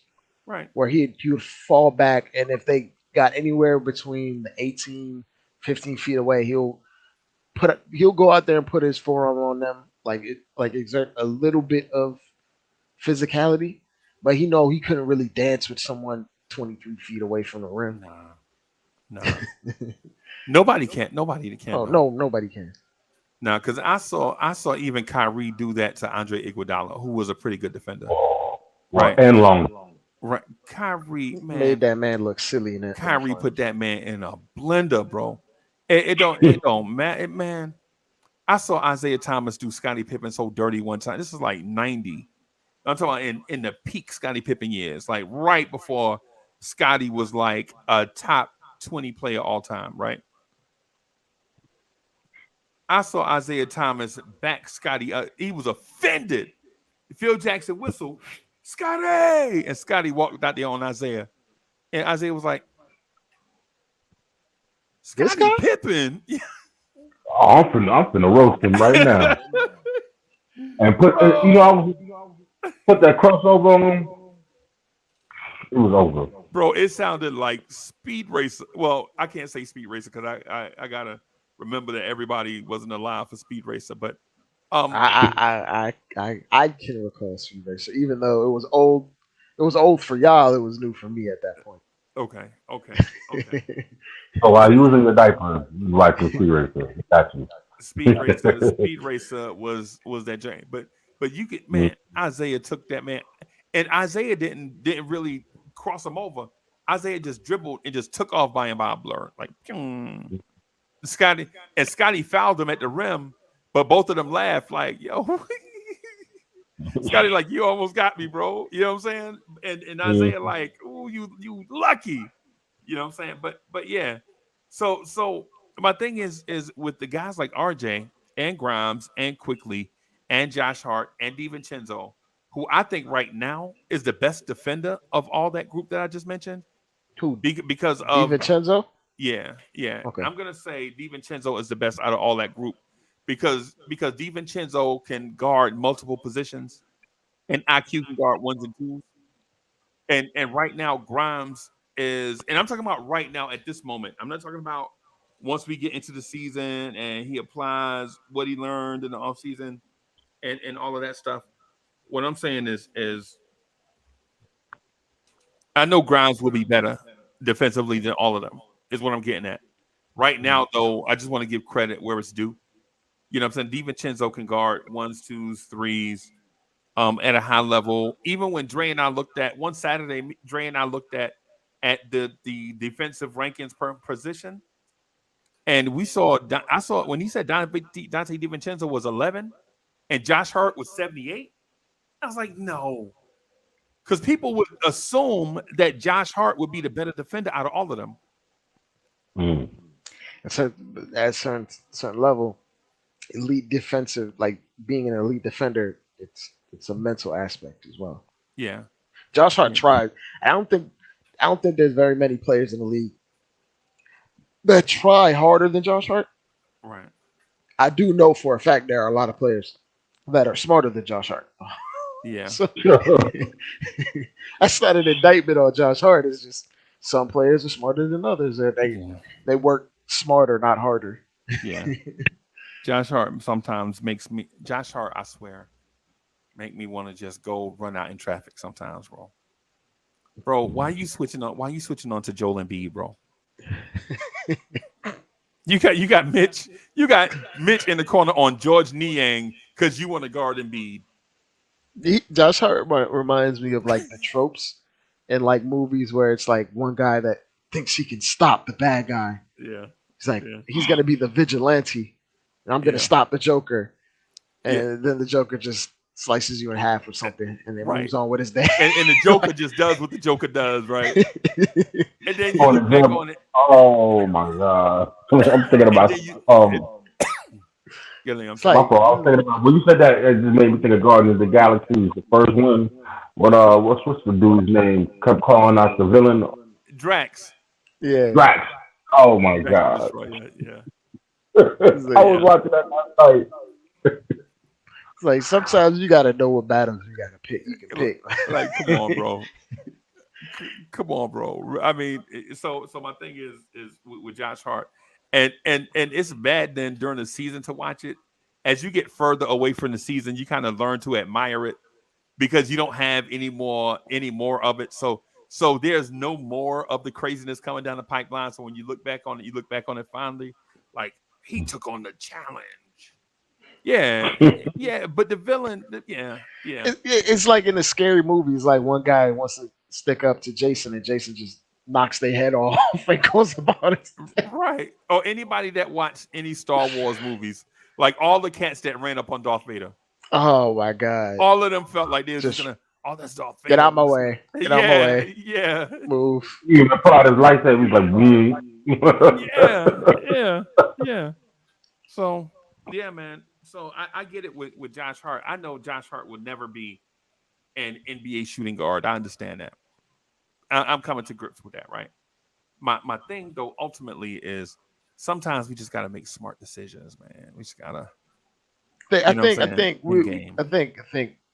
top down, every player. I think all we got to do is be smarter because I think we have enough talent to go very far. We just have to utilize our skill sets and our minds a lot better. IQ could be better in terms of his decision making. Randall can be better in terms of decision making. RJ in terms of decision making. And so was that pun intended? The IQ part. IQ could be smarter. Was that pun intended? No. Yes and no. It was accidentally on purpose. But okay. But it's like when we talk about these things about the flaws in our team. A lot of the flaws in our team is things like we wish they did, like in terms of their process, right, or how they thought the game in that moment. And granted, it is hard to play in the NBA, right? And you're running up and down. Like sometimes these dudes, in real life, you be so tired that you can't think straight. Now, imagine athletes, they're drained, exhausted, playing 40 minutes in a night, and they gotta figure out these complex defenses that they have to get through in terms of who's switching, who's playing what zone, and then you got to learn, and you got to come back on the other end and have certain principles and switch when this guy comes on the pick. Like sometimes dudes just have lapses because they're tired. Right. Like you forget that part. Like these dudes are They're superhuman, but they are still human. Right. I saw something similar. So I saw a breakdown of the New York Giants run game, and this is no disrespect to the Giants. This is just an example. The Giants ran a play where they double teamed on each side of their line to force the linebackers to commit the defense to commit to one way or the other. And what that does is it splits the defense. So the running back at the time, Saquon Barkley, has the play as designed through a certain hole, and then there's a cutback lane, right? Mhm. The quarterback can check based on how the linebackers are staggered to call it to the other side. It's the same play. Other side, you don't flip nothing, right? It's just when you kill one play, it automatically, when you say kill, it automatically goes to the second play that you call. They ran that play in the first half. I think it was against the Commanders. They ran it in the first half like 3 times, and Saquon Barkley had like 33 yards or 30 yards on 3 carries off this one play. In the second half, they called the play. The Commanders make an adjustment. So all the Commanders do is stack. Now the quarterback has to read the defense and just decide where to go with it, right? So he calls the play. Saquon Barkley gets stopped in the backfield, not because the offensive line didn't do their job. It's because one offensive skill play is tired. The tight end is dragging across the thing, and you can tell he's trying to get there. He just don't have no more gas in the tank. He can't block the guy, which stops the play in the backfield. Saquon Barkley has to hit the cutback lane. The Mike linebacker is there to clean him up, right? So they try to do it again with a different guy. This guy doesn't even go over there. He triple teams one guy, which makes no sense in the NFL. Makes no sense in the NFL. Triple team Waste of manpower. Right. So now the outside guy has a free runner. So the tackle slides to block him. The guard slides to take the tackle man. And now you have 2 linebackers coming through the middle to clean up Saquon Barkley. And so right. The moral of the story, basically what I'm getting at is the Commanders didn't make a strategic change, not something overcomplicated. It's just later on in the game, dudes got tired and they can't think. You know what I'm saying? Execute, man. Yeah. Like what Dre said, right? Like the play would have worked when you see it on film. The play would have worked. It's just later on in the games when these dudes get tired. Look, like Jimmy Johnson said, right? Fatigue makes a coward of us all. When he was the head coach of Miami, he was like, fatigue makes a coward of us all, right? And that play, when you look at on the play that got botched by the Giants, when you look back in the secondary, bro, everybody is blocked. Everybody. Receivers got DBs on the ground and all that stuff. And if Saquon Barkley could have broke one tackle, right, it'd have been a touchdown. A clear lane, like 70 yards, right? But the unfortunate part is by the time he recognized the cutback lane, dudes was already diving at his ankles. You know what I'm saying? So yeah, man. So I understand what you're saying, Dre. It's just like that in basketball, bro. It's like that's why I'm saying. That's what I'm saying to everybody about the minutes thing. The minutes thing, man, I don't care nothing about minutes. Don't talk to me about minutes, man. Talk to me about being productive in the time that you're on the floor. Right? While you on the floor. What are you doing while you on the floor? It don't matter if you play 20, 30, or 40 minutes. You got to be fresh while you out. You got to execute while you out there. If not, this team is deep enough where we could take you out and get you a blow, get you a rest. There's plenty of dudes. There's plenty of dudes on a roster that want to play. You know what I'm saying? And just real quick, too, I want to touch on this with y'all real quick. So I got y'all here. Do y'all believe the Knicks are going to roll out a backup power forward this year? Not for extended minutes. I think it'll be situational, depending on like if guys get in foul trouble quickly or like Usher. Yeah, like situation. Yeah, I got you. If guys like if Randall gets a quick 2 fouls or something, yeah, then we don't want to alter our normal rotation so much. We'll just throw in a backup power forward for 3-4 minutes to get it just to get us back on schedule. Yeah. Okay. I don't think we'll normally have a traditional 4 play the same 12, 13 minutes every night. I don't think that's the case in my mind. I think it might depend on matchups, like who we're going against. Because if you notice, when we play like someone like the Bucks, Tibbs makes sure Randall is on the court whenever Giannis is on the court. Right. Giannis comes out the 5-minute mark in the first quarter. Guess who's following right after him? Randall is. Yep. Giannis comes back in the game 1-minute mark in the first quarter. Hey, In the second quarter. yeah. Well, sometimes Giannis comes out right at like the 5-minute mark or the 6-minute mark in the first quarter, and they bring him right at the end of the first quarter. Oh, okay. To come back around against second units. Okay. But they'll bring Randall right back in there. Like it might be on a specific game-to-game basis, but outside of like the Bucks games. Yeah, you're right. I just thought about what you said. Yeah, you absolutely right. Yeah. But what about? Yeah. I got a question. What about teams like, for an example, the Timberwolves? Where they have two bigs. The thing is, all secondaries, not just two bigs, but also they have another 7-footer who's coming off the bench. Nas Reed. I think Exactly. that. But we only play him but 2 times. But we never really had to think about that this year because there's always injury with that team. So, but to that point, you might actually need to run a rotation like that. But at the same time, are you panicking because Nas Reed is in the game at the 4? Lee, I'm not panicking. But you want to match up.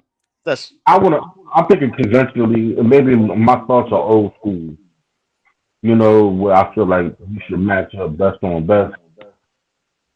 And when your second best is 6'6" and 6'4" and a half, and you got a 7-footer, 6'9" or 6'10" cat, I'm looking at mounting the house. Yeah, I can see that for sure but that's the thing. That's literally like the only team. right.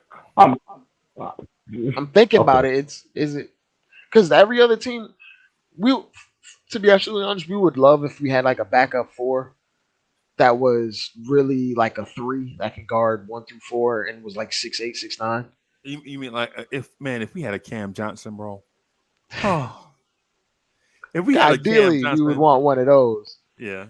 I would have spoke with Derrick Jones Jr. Yeah, me too. I would. He signed with someone, I think. He just signed. Yeah. Who he signed to? I can't remember. Oh, give me a minute. I'll tell Dallas you. Mavericks. Okay. Oh, they could actually get good use out of him. Yeah. For sure. But it's one of those things. Yeah, but if we do go small against them, Karl Towns does not want to be on the perimeter guarding nobody. Right. And to be absolutely honest, Karl Towns doesn't even. Nas Reed is much more of a physical offensive player than Karl Towns is at this point. Is he? He might be more. Man, my 5-year-old daughter is. Oh. Corey Lee said his daughter got a drop step.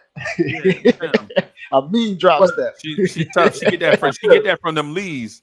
She get that toughness from them Lees. She got that shoulder. She got that shoulder. It's not, I go get a backup. My 5-year-old grandson. It don't matter.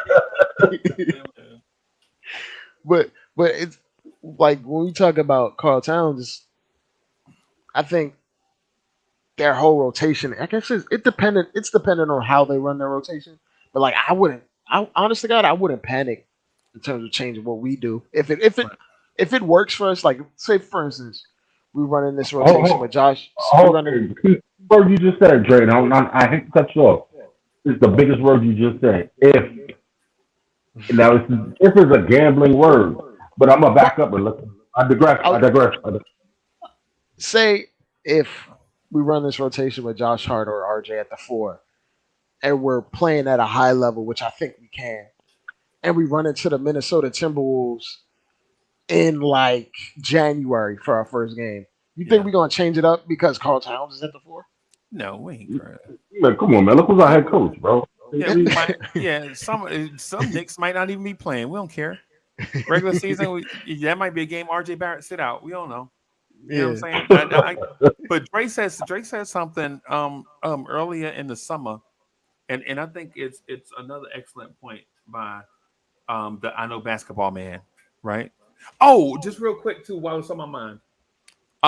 Saturday morning, Blorange Tears, We Talk Hawks, We Talk Mavs, an exclusive crossover event hosted by Demand and the Atlanta analyst of We Talk Hawks TV.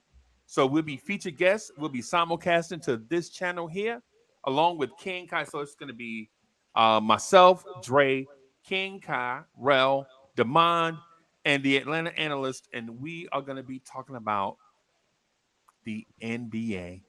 And it's going to be our time to talk noise over Trae Young not making the USA team and our point guard making it. So you need to also. I'm sorry. I got a point you need to bring up real quick, bro. How Jerry is over there playing with them with Siakam, like how Danny Ainge is playing with us with Donovan Mitchell. Right. They're gonna give up a lot, bro. They're gonna give up a lot. So I'm sure we're gonna talk about that. I'm sure we're gonna talk about Siakam. I'm sure we're gonna talk about Brunson leading Team USA, because I think Team USA plays, what is it, Friday afternoon, Friday night? Mm-hmm. Is it Friday? So it's gonna be that, and so we'll have more time to talk about how our point guard is. All right. So Dre, I wanted to talk about the Knicks and the lack of a point guard. I don't think they're gonna play one, bro. I think the way the roster is built, is for us not to even think about a backup four. I think that has always been the plan, but they had Obi. That's why Thibodeau wouldn't play him, wouldn't feature him, because a backup power forward was not ever meant. Because even when Obi went out, who was playing backup four? Who's playing backup four when Obi was out? The non-games. Is it Jericho Sims? Yeah, it was Sims. Yeah. It was Sims, Hartenstein, and Mitch. It was Sims and Hartenstein. It was That Hartenstein. is ugly lineup. Yeah, but it was Hartenstein at the 4 on offense and Sims at the 4 on defense. Yeah. So, but what I was gonna ask you though is this. It just slipped my mind that fast. Dang it. I had a point that I was gonna ask you, just slipped my mind. I'm sorry. You'll get right back to you. Yeah, it's coming right back. I need to buy some of them pills. What's them pills that make you think smarter? Or something Gen, Prevagen. Oh, something. Prevagen or something like that. I need it. I don't know the validity of it working. How it is. They ain't send me no check, so I don't know. Right. So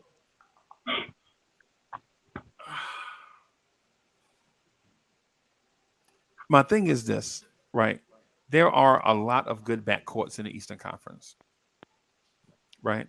And in our backcourt of Grimes and Brunson are in prime position to prove to everyone in the Eastern Conference that we have the best backcourt in the Eastern Conference.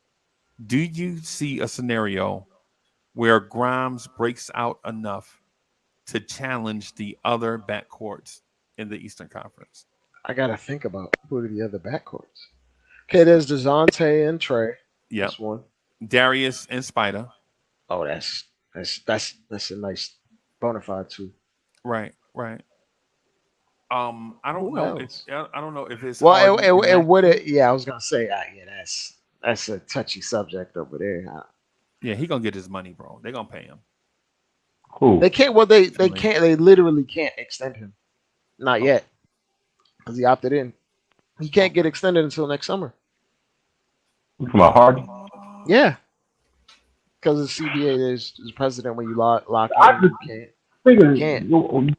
Speaking of him, I just saw him on the net, and he's over here crying and saying Daryl Morey's a liar. I mean, he probably is a liar, but that's what you sign up for. It's a business. We talking about hundreds of millions and billions of dollars on the line. Sometimes you gotta lie, bro. Harden lied to the Rockets. James Harden lied to the Rockets, bro. So who is he? I'm not on nobody's side. He quit on the Nets too. So yeah, who doesn't he quit on? Right. Yeah, man. That man, he gave up. He gave up $10 million so he could sign PJ Tucker, so PJ Tucker can average 3 points per game and be washed and be trash, bro. And now he's mad at Morey for not paying him when all you could have done was taking in max last year. Then that's all you had to do. But he wanted to get PJ Tucker some money to be trash. Because you know they're homies, man, sneakerheads. You probably gave him a fresh pair of 5. Bro, you hilarious, bro. They on the hook for like 2 more years of PJ Tucker. Yeah. At like 39 years old, falling apart, and he making like 12, 13 million dollars, man. I ain't mad at PJ Tucker. I'm not mad at PJ Tucker. I'm mad at Harden for being that dumb. But it is and what it that's is. why you don't play. That's why you don't pay role players all that money, bro. That's why you don't pay role players all that money. They play roles, bro. They don't, man. Come on, bro. That's why you could give. But the thing is, you paid him, and he's like falling off a cliff. Like his production is absolutely non-existent. Like Jay Crowder. Like, bro, you don't pay role players all this money. Yo, I'm sorry, I don't pay role players, bro. I'm not paying role players. I'm sorry. At least when we paid Josh Hart, he's still like 28. So. Oh God. Oh jeez. That was you watch anime, bro? Anybody watch anime? Yeah, I watch. No, yeah. A little bit. Dragon Ball Z, that's about it. Yeah, so it felt I mean, what's his name? Speed Racers in anime. Yeah, I was gonna say that earlier. I didn't want to sound like a nerd though. You know what I'm saying? Classic. But when Dre said hey, a role player, it was like that blade sound. You know how they unsheath the blade? Yeah, straight to my heart, bro. When he said a role player. You don't even see the blade go through you. Your body just fall off in half. God! You just see him split in half. You see the screen go black and you see a white light sling. Yep. And the body goes in slow motion, falling apart. Hey, East Blue Drew, me and the homie Free Keith, we are working on an anime series. Free Keith and I, that's what we were doing behind the scenes. Part of the thing, yeah, we working on anime books and comics together. So we got this thing. We'll probably whip out next spring, maybe next May or June. But we are in pre-production right now, character building and universe building and all of that stuff. So maybe this time next year we'll have something out. But Free Keith is crazy, bro. Creatives are crazy. If you're creative, you are crazy. Because if I hear him say, "I don't know, Uncle Freezie, I don't know," that's our telephone conversation right there.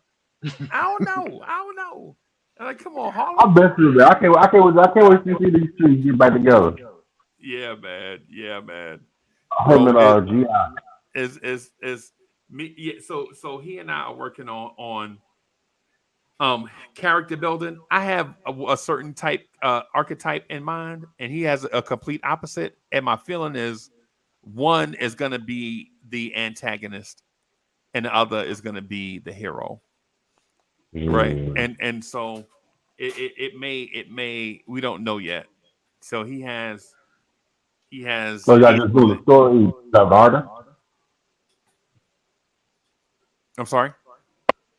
I mean I see you doing the storyline, but do you have Narda?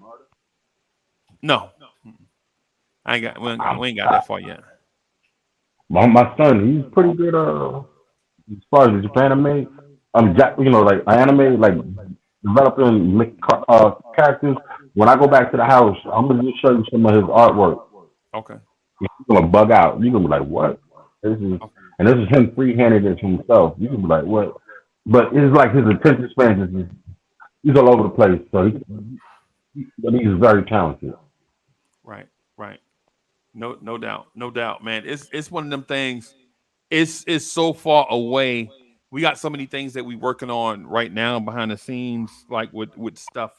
Like right now, I'm working on a bot. I'm working on a bot for Blorange Tears. Like so, before each show come on, we'll have how Still Knicks fans has a bot. You see the robot in the corner of his thing. In the chat. Yeah. When Still Knicks fans come on, it'd be on the screen. It's a bot. It's a bot. It looks like the no, not that type of bot. Not automated. I'm talking about an animated bot. Oh, I'm talking about an animated bot. So I'm working on an animated bot, something that'll come on right before the intro, and something that we can play. Like if anybody that remember that game show Press Your Luck, you know how the little cartoon can't come on. A whammy. Yeah. So I'm working on something like that, man. We got a bunch of stuff that we're working on. But speaking of work, I wanted to ask you guys this: how come Johnny Bryant has not gotten an official NBA coaching interview? He did get one with the Jazz. With the Jazz last year, but he's been here 3 years. I'm gonna say this. I think I'm gonna go with the answer of where it came up. Maybe he's not interested in nothing else but the Knicks job. Maybe he's been promised something. Yeah. Hey man, Lee. All I'm gonna say is it never rains in Southern California. That's what they tell me. Hey, bro, I feel like this. If you got the opportunity to go with the gusto and go where you want it. Yeah. You know, because at the end of the day, win, lose, or draw, you're out here like the players trying to get the bag. Right. You know, and feed your family. Yeah, and he's not even from here. He's not from New York, bro. He's from Utah. I get that. He actually from Utah? Get the hell out of here. He's not no I don't know man. if he's from Utah. I think he played at Utah. Either that or we're holding him hostage for Donovan Mitchell purposes. Yeah. So the thing with East Blue Drew, hit me, DM me on Twitter, bro. Just DM me on Twitter. You know what I'm saying? I respond to DMs on Twitter, and I shouldn't. Because some people are bananas. You know what I'm saying? Man. Like if you ever look at the avatar of somebody and it's like the avatar of a cheetah with a halo around his head eating a banana, you're like, no, I don't want to open this thing, but I can't help it. And you open it and it'd be something bizarre. You know, Twitter's for psychopaths. I'm sorry. Yeah, but the point that I was gonna get at, Dre, with Johnny Bryant is how long can you wait on your dream job, man, with all these jobs opening up? Because right now, I'm not gonna lie to you, he should have been the head coach of the Houston Rockets. Should have. But they went with someone that's already been proven. Yeah, Johnny Bryant haven't been proven in this league. Oh, did he really prove it? I think I ain't gonna lie to you. I just think Ime Udoka was the passenger that landed the airplane, bro. That's all he was. But he showed the ability to actually do that. A lesser person would have blown that up even worse. Right, but they the coach they have now. The dude they had now got him back to the Eastern Conference Finals. Yeah, but Udoka had him in the final. True. In a very peculiar year. In a very odd year. Right? I mean, ain't no year as odd as the 6th seed going to the finals this year, man. That's my point. 7th seed. They were 7th seed, yeah. 8th seed, whatever you want to call them. They try to give them the old school Knicks rally cry. They lost in their first playing game against Atlanta, right? Exactly. And they were down to Chicago. I think they were trailing Chicago by 8 points. With 3 minutes left. Yeah. And Chicago is bro. Let me tell you exactly. Any Chicago Bulls fan, you will never say anything to a New Yorker about basketball because you haven't been a thing since Michael Jordan and thinking Derrick Rose. Well, anybody that's 30 and younger can't say nothing. Now, if they 40, they can throw little jabs because of the MJ thing. But if you 35 and younger, you can't talk about MJ. Yeah. It's like my homeboys be talking about the Cool Hurt Party. And I'm like, bro, how you talking about the Cool Hurt Party? We was 5, bro. He was 5 years old, bro. Oh, I heard you bring that up with AD yesterday. Yeah. Oh my God, you took me with that. Yeah, we out here talking about everybody. Yo, you know what I'm saying? I drove my Coupe de Ville to the Cool Hurt. Coupe de Ville? You was in a car seat, bro. They didn't have and then AD came back. They didn't have car seats. Right. Like Coupe de Ville, that man must have been 75 then. Yeah, he must have been. Yeah, man. And yeah, everybody out here pretending to be Nick Yak age. Salute to Nick Yak, man. Everybody out here pretending to be Nick Yak age. They pretending to be a sage like Nick Yak, right? Y'all ain't no sage like Nick Yak. Y'all wasn't there with Nick Yak. You know what I'm saying? Doing it in the park, stealing power from the street lights. Right. Stop it. Yeah, man. I mean, come on, bro. But yeah, just real quick though, the fact that Johnny Bryant is still here is kind of like I think he's a great coach now, fine human being, all that stuff. I'm not discounting his impact on the Knicks. What I'm saying is I find it to be intriguing. That Johnny Bryant is still here. Right? And not that he's not a great coach, because I think he is, right? But I think he is. Why doesn't you know what he could be at? He could be in Toronto right now. Possible. Yeah. Yeah. I don't think his resume is strong enough. Like all these guys that are all over the place. Oh, what happened, Lee? I was like, wow. I was like, be absolutely honest, like these guys with their resume, like when you look at what they've been under, like the best coach he's been under is Tom Thibodeau. Right. I'm talking about guys that have been under Popovich. Yeah. For 5, 6, 7, 8 years. Yeah. Before they get. But only want to pop. But only want to pop this guy's pop. Right. So, that's still, but we're talking about resume. We're not talking about the actual product. Like we don't know if he goes somewhere and becomes the spark that takes a team far, right? Right. A lot of these things, wherever you're going, a lot of it is based on what's on your card. Yeah. and what's not on your card at the same time. Definitely what's on it, but then if you have some things missing, you're like, okay. And we got to take into account, like. Take into account, like he's also a minority, and there's not very many guys that's made it to the league. I'm not going to use that in. Hold on, Lee. Hold on. Let me finish. There's not that many guys that are minorities that have not played in the league as a player that got a coaching job. Spoelstra. Right. Yeah. And how long was he? But he said not that many. He didn't say there were none. And I didn't say it didn't exist, but you also got to take into account Spoelstra was in the video room longer than this guy has been coaching in the NBA as an assistant. Right. And then Pat Riley is his daddy, so. Right. And then plus two, hard, and being adjacent, like to Dre's point, either they play in the league or they're adjacent, like Bickerstaff, whose pops was a coach. Yeah. So he's NBA adjacent. Or Wes Unseld Jr. Yeah.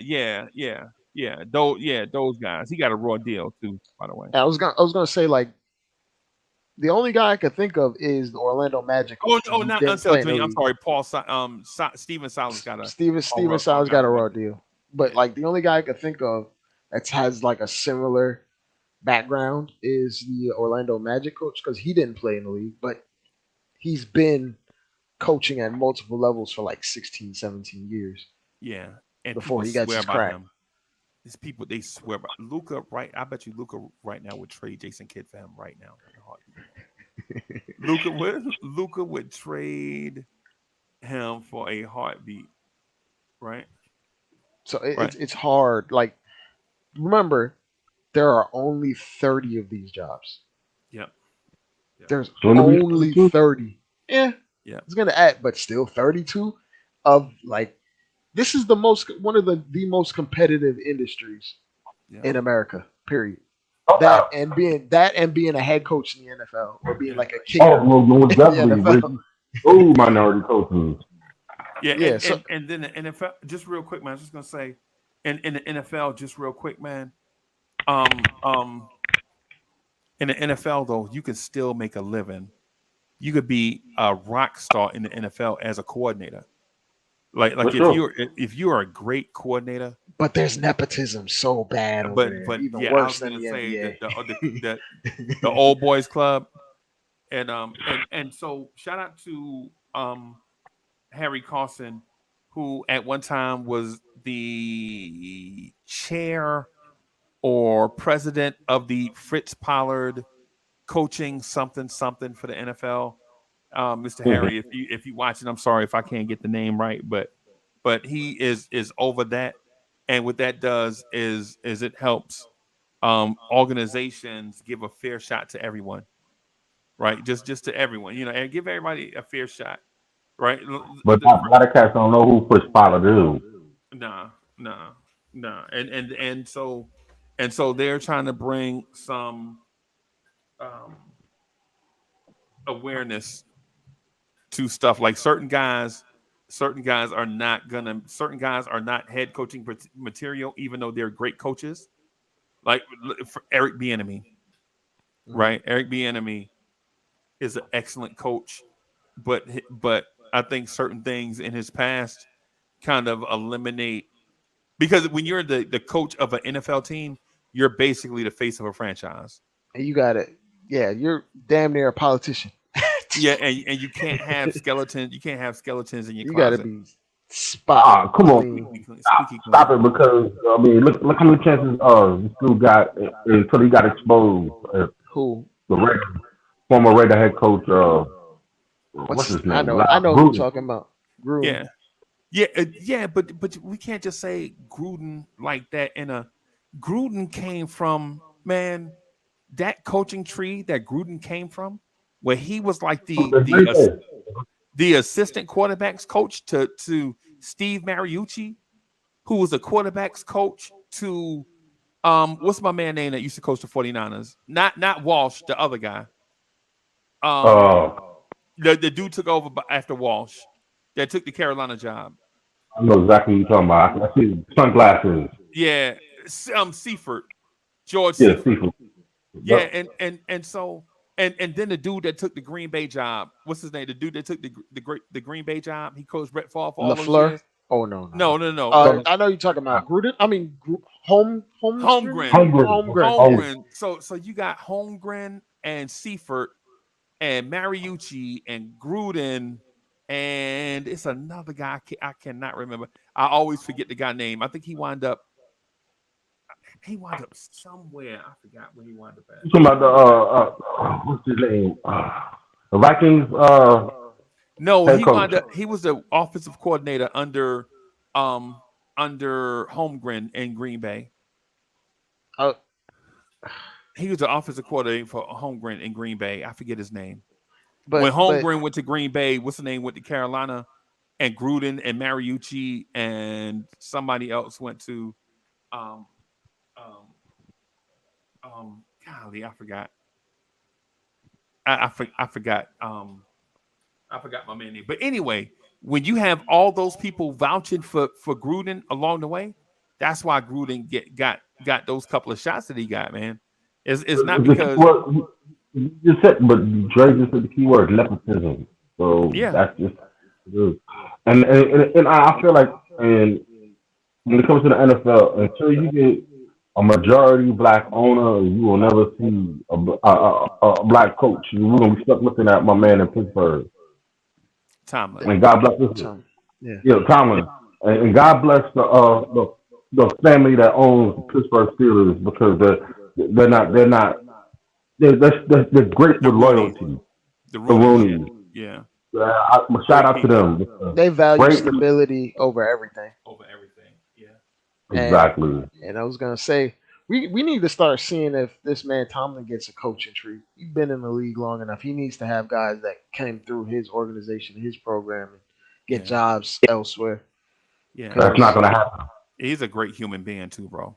He really is, but that's not gonna happen because of the simple fact of he's connected, but he's not in the network of these owners. Because the year will be 2102, and there will be someone off the Bill Parcells coaching tree in the league still running stuff. Yeah. Yeah. Belichick. Yeah. But when you talk about the NBA, you can say that for Popovich. Yeah. Yeah, and the Popovich tree is. But the reason why I said Papa tree. I'm sorry. The reason why Popovich's coaching tree is good is because he goes out and seeks great coaches and brings them in to a great environment, and then let them flourish in that environment, and then so you get the best of both worlds, right? I was gonna say, like, AJ Griffin's dad got hired by the Bucks, right? And he was an ex-NBA player. Right. So he had to be an assistant for like 15,000 years. Look at Sam Cassell, never head coach. Never had a job, and he's in his 50s.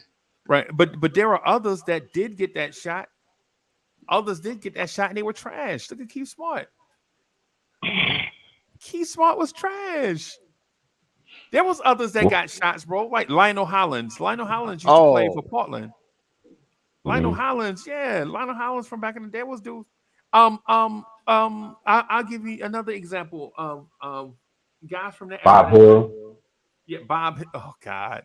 Anybody remember Jeff Petrie, the GM for the Sacramento Kings, that put together that great Sacramento team? Mm-hmm. Yo, he used to be a bucket, bro. He used to be a bucket in the NBA, bro. I mean, a bucket. Now he's not. I don't think he's a minority. I think he's. But yeah.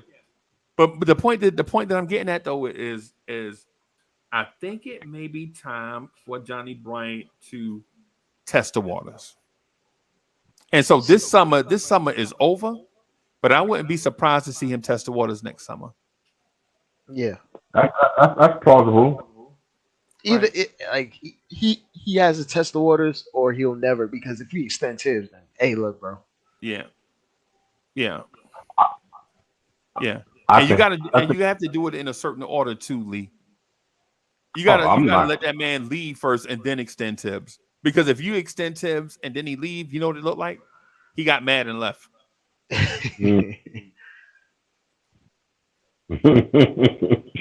Which is probably what happened either way. It's probably because he's gonna have a heads up. For those I want to run something by y'all real quick. I was talking to one of my friends and I was showing them my show and stuff like that. We got to talking about the Knicks. And I just happened to mention Thibodeau. Y'all intro ain't the dopest, bro. I mean, it's fire, bro. I like my intro better though. I'm gonna tell you right now. I'm happy. I wouldn't give a damn if it was the Mary Jane girls out there singing for me. You know what I'm saying? Or throwing the beats. The fact that we got one and we not looking like no scrubs, I'm good. You can't. I'm not looking to give talks in the mouth. Yo, chat. Have y'all seen? So I'm just gonna play the first like 10 seconds of it, 10-15 seconds of it, right? This is the 718 boys new intro. Oh, it's like a free. To all my people uptown, Harlem, Brooklyn, get ready for your main man's Corey Lee, Staten Island, and Boulevard 73, aka CL Smooth and Bully, the Bronx, your 718 boy, Queens, everybody, everywhere. It's dope, yo. I'm glad you feeling yourself because I'm so happy. I'm ecstatic. Yo, me and Bully was like, shout out to Bully in the chat. Bully, I ain't even see Bully in that. Salute, Bully. Should have pulled up. Y'all joined this mad based up, bro. That's like a Yo, head man. knocker right there, man. Hey, yo, thanks to the producer and executive producer and the do it all himself, the hardest man out here working in the podcast world, my man Uncle Freezie. We be trying, bro. What can I say? What can I say, man? My hat's off to him, and I am so grateful. And also, too, I wanted while I got this opportunity, thank you, Jay Boogie, for pulling up on us. Man, that made my day. That made my day. It made me feel like I'm doing something. Shout out to the legend, Jay Boogie. Shout out The to close. We got mad at us because we took it so long to close on Sunday. He was like, okay, what's going on? Right. Yo, Lee, Bully calling you Suge Knight in the chat. Look, he like, Why, man? he like Lee the new Suge Knight. Lee smoking a cigar with his elbow on somebody's shoulder like this. With a red suit on. Yeah. Nah, I can't stand red, bro. So you might see me in the earth tone. Yeah, man. With a Newport. So you the budget. So you the budget. You the gas station Suge. That's what it is. Hey man, I'm just a quarter store Suge Knight. That's what it is. Right. The 7-Eleven version. Yeah, man. So that's the intro for the 718 boys. They rock the spot Sunday mornings at 10 o'clock. Usually we come in there. Just be patient with us during the summertime when things come up. But generally, we try to do the 718 boys Sunday mornings at 10, like I mentioned. And then old school Knicks at 11 until, you know what I'm saying? And so even y'all ain't checked that out, something wrong with y'all. Old school Knicks is where it's at. Yeah, man. We trying to If you're a Knicks historian and you want to hear some really serious old school arguments and just going down the painful path of yesteryear. Yo, before we get out of here, right? I just want to throw this out here. One more thing before we go. I just want to get the chat's opinion on this. Pat Ewing is the greatest center of all time. Without a doubt. Why is there even a debate? What are we talking about? Over Kareem? Yeah. Kareem had major all-stars around him. All the time. And not to say anything about Kareem, because I love him. Harlem in the building, but over Hakeem? I mean, yes. Patrick Ewing's done more with less than anybody. Anybody, bro. Come on, bro. Over Shaq? Listen to the guard. Listen to Shaq's guard. Shaq came into the league playing with Scott Skiles, right? Scott Skiles had a 30 assist game. Then for 4 years, he played with Penny Hardaway. He left, played with Eddie Jones, Byron the Frenchman Scott, and Kobe Bryant. But Freezie, nobody wins alone. I know this, and Pat Ewing didn't win alone. But what I'm saying is if we're talking about Shaq, right? Shaq left there and played with Dwayne Wade, right? And then left there and played with Steve Nash, and then left there and played with LeBron, and then left there and played with Paul Pierce, right? What I'm saying is some centers just had the built-in advantage. And then when you think about this, if Olajuwon was better than Pat Ewing, how come there is no Olajuwon copycat in the NBA right now? One would say Embiid copies Olajuwon. Well, Embiid himself says that's one of his items. I'll go by him. I always say stop it because then they say Embiid copies Patrick Ewing like he's a carbon copy. I think he does both. I think nowhere near carbon copy. No Patrick. Nah, man, I ain't shooting Olajuwon no pen.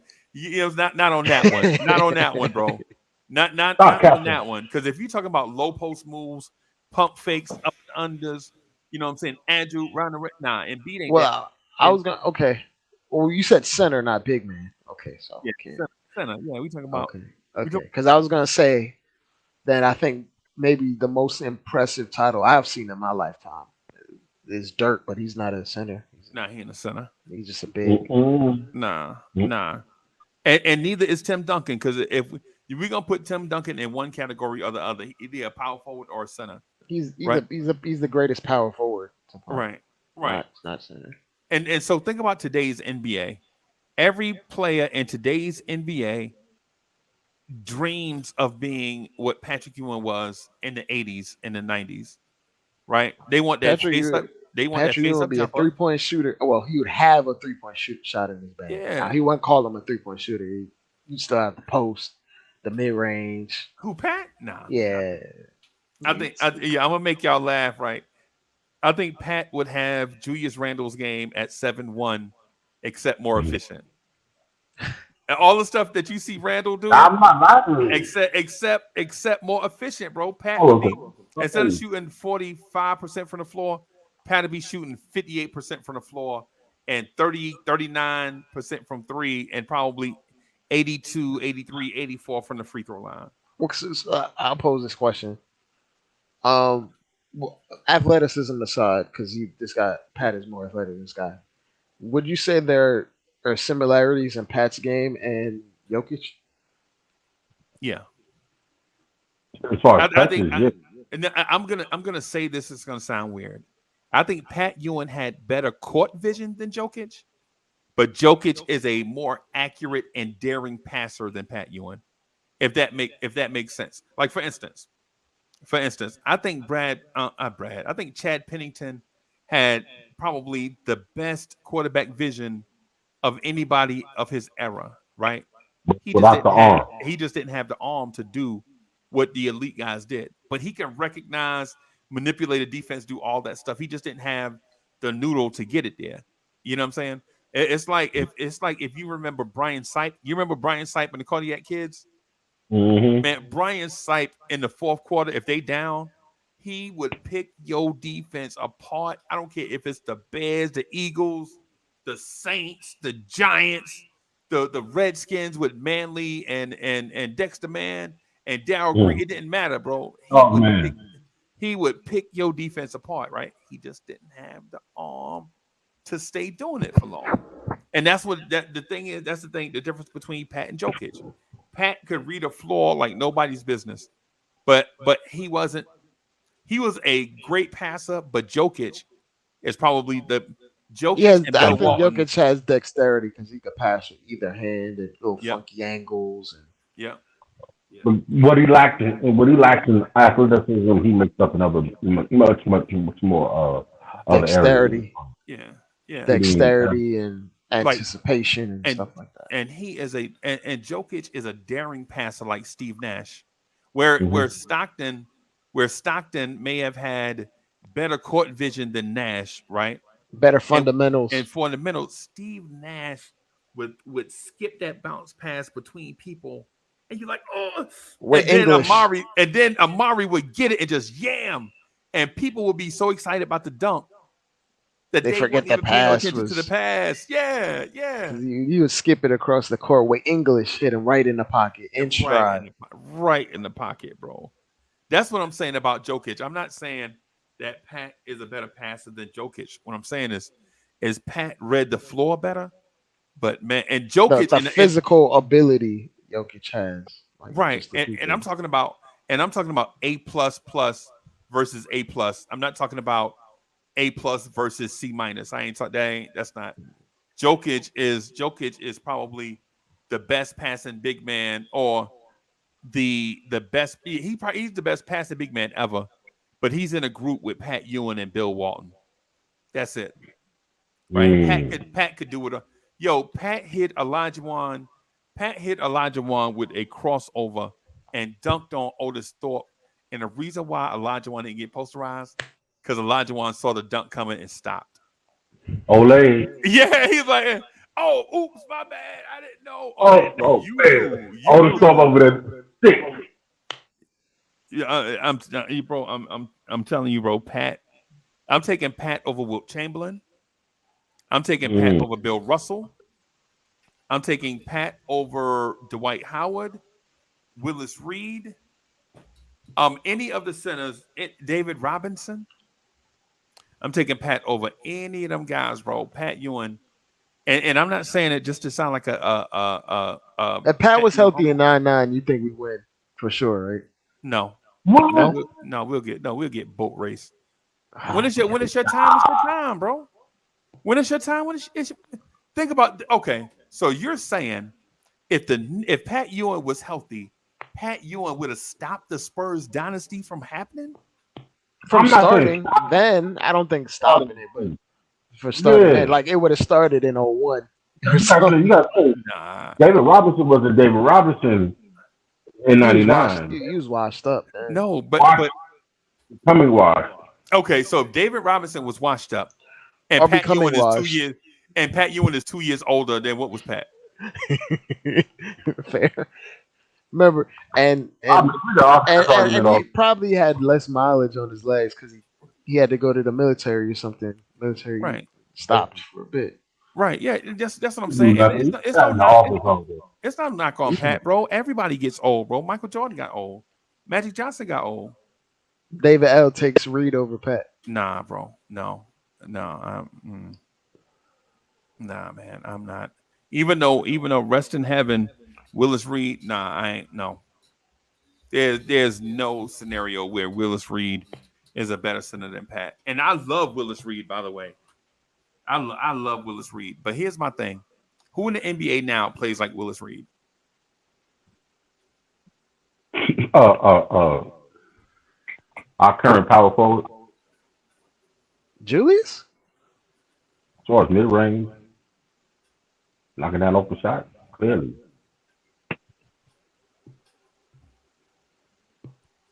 In my opinion.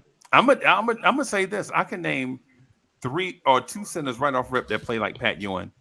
DeAndre Ayton to me is a carbon copy of Pat on offense, and Rudy Gobert is a carbon copy of Pat on defense.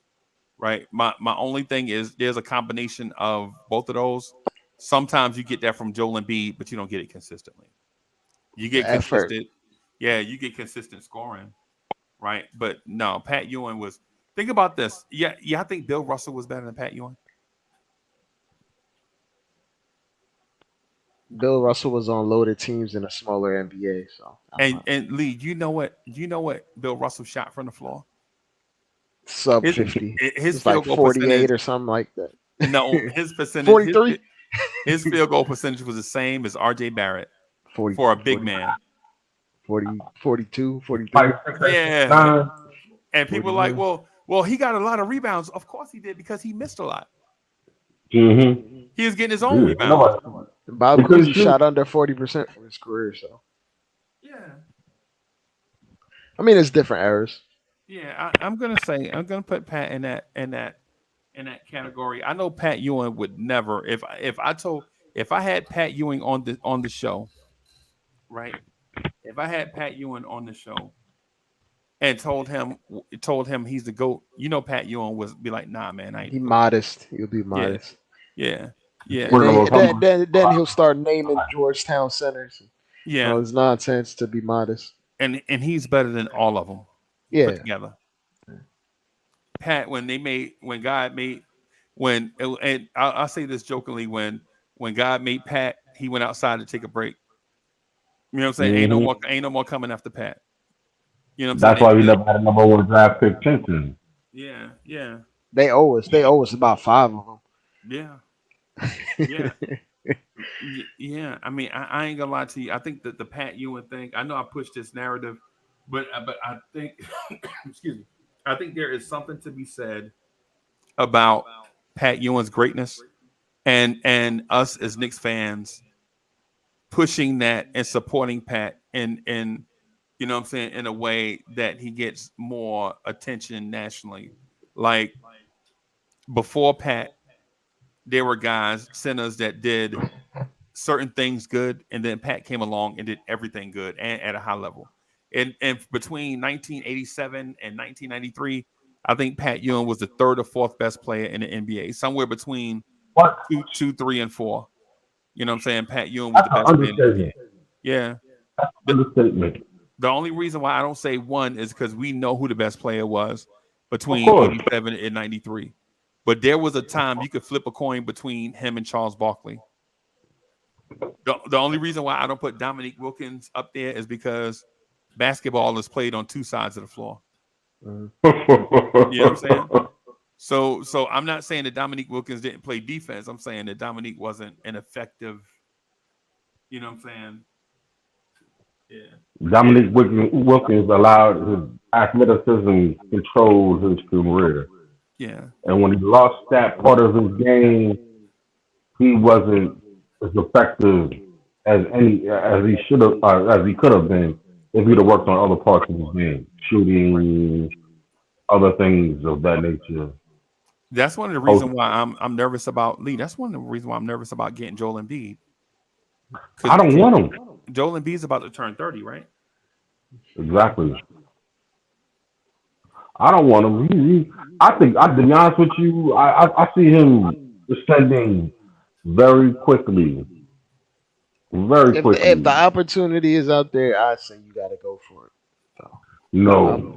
I mean, you don't listen. I understand that. I'm not about to poo-poo on the most recent MVP that averaged 30 in the last 2 years. Please, let me get this thought out. All right. I'm saying this. This young man is not the person who we think he is. Okay. He's not. He's had too many. He has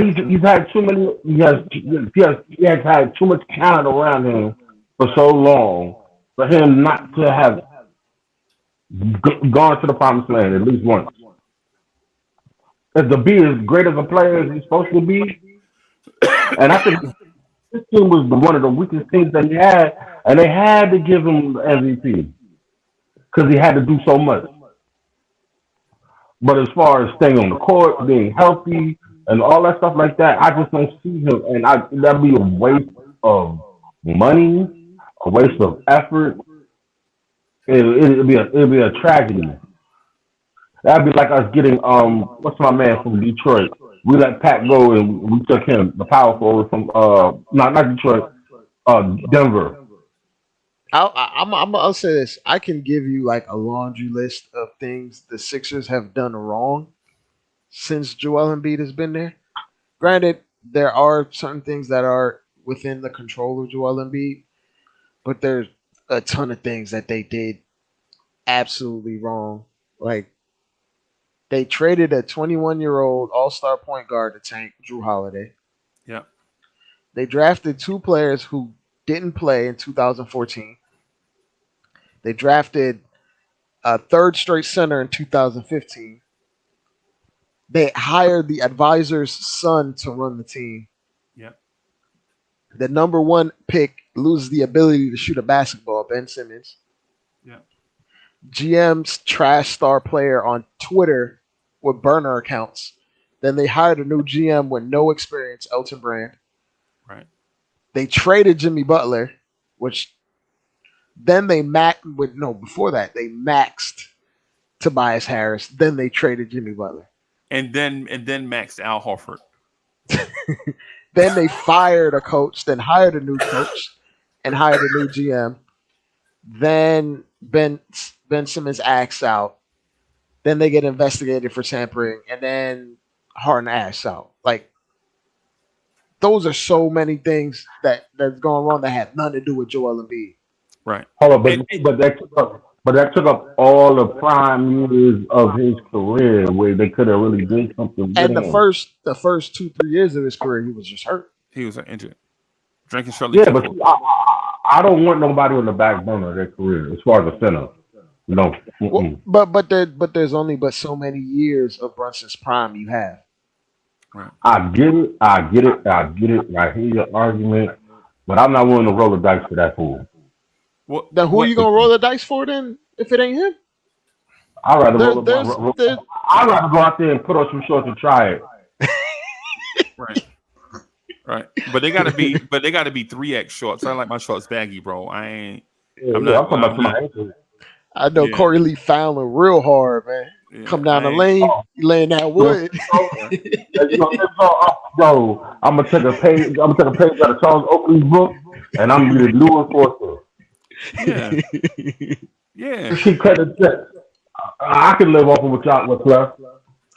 right. And you just real quick, man. Just real quick. I'm just saying this too about um um what the Sixers did. The fact that they drafted Markelle Fultz when they had a point guard instead of Jason Tatum Oh God. was the most ridiculous thing you ever saw in your life. And the fact that they already They traded up to draft Markelle Fultz, and the fact that they already had a center on the roster and took Jahlil Okafor over Kristaps Porzingis. They could have legit been Ben Simmons, Jason Tatum, or I'm gonna just say this in an order. Y'all just follow me, right? They could have either been, think about this, Ben Simmons, Devin Booker, Jason Tatum, Joel Embiid, or they could have been Ben Simmons, Jason Tatum, Kristaps Porzingis, and Joel Embiid. Right? But instead, they traded Drew Holiday for the rights to Nerlens Noel when they already had a center. When they already had a center, right? When they already had Jahlil Okafor and Ben Simmons, and Joel Embiid, and then on top of that, with their subsequent picks, they took guys like Dario Saric with draft picks, knowing that he would never get the opportunity to play. Now, mind you, their G League program, phenomenal, right? They had Rocco. Right. Robert Covington and Rashawn Holmes.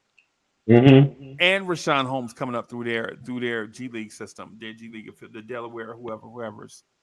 Right. 69ers or 39ers.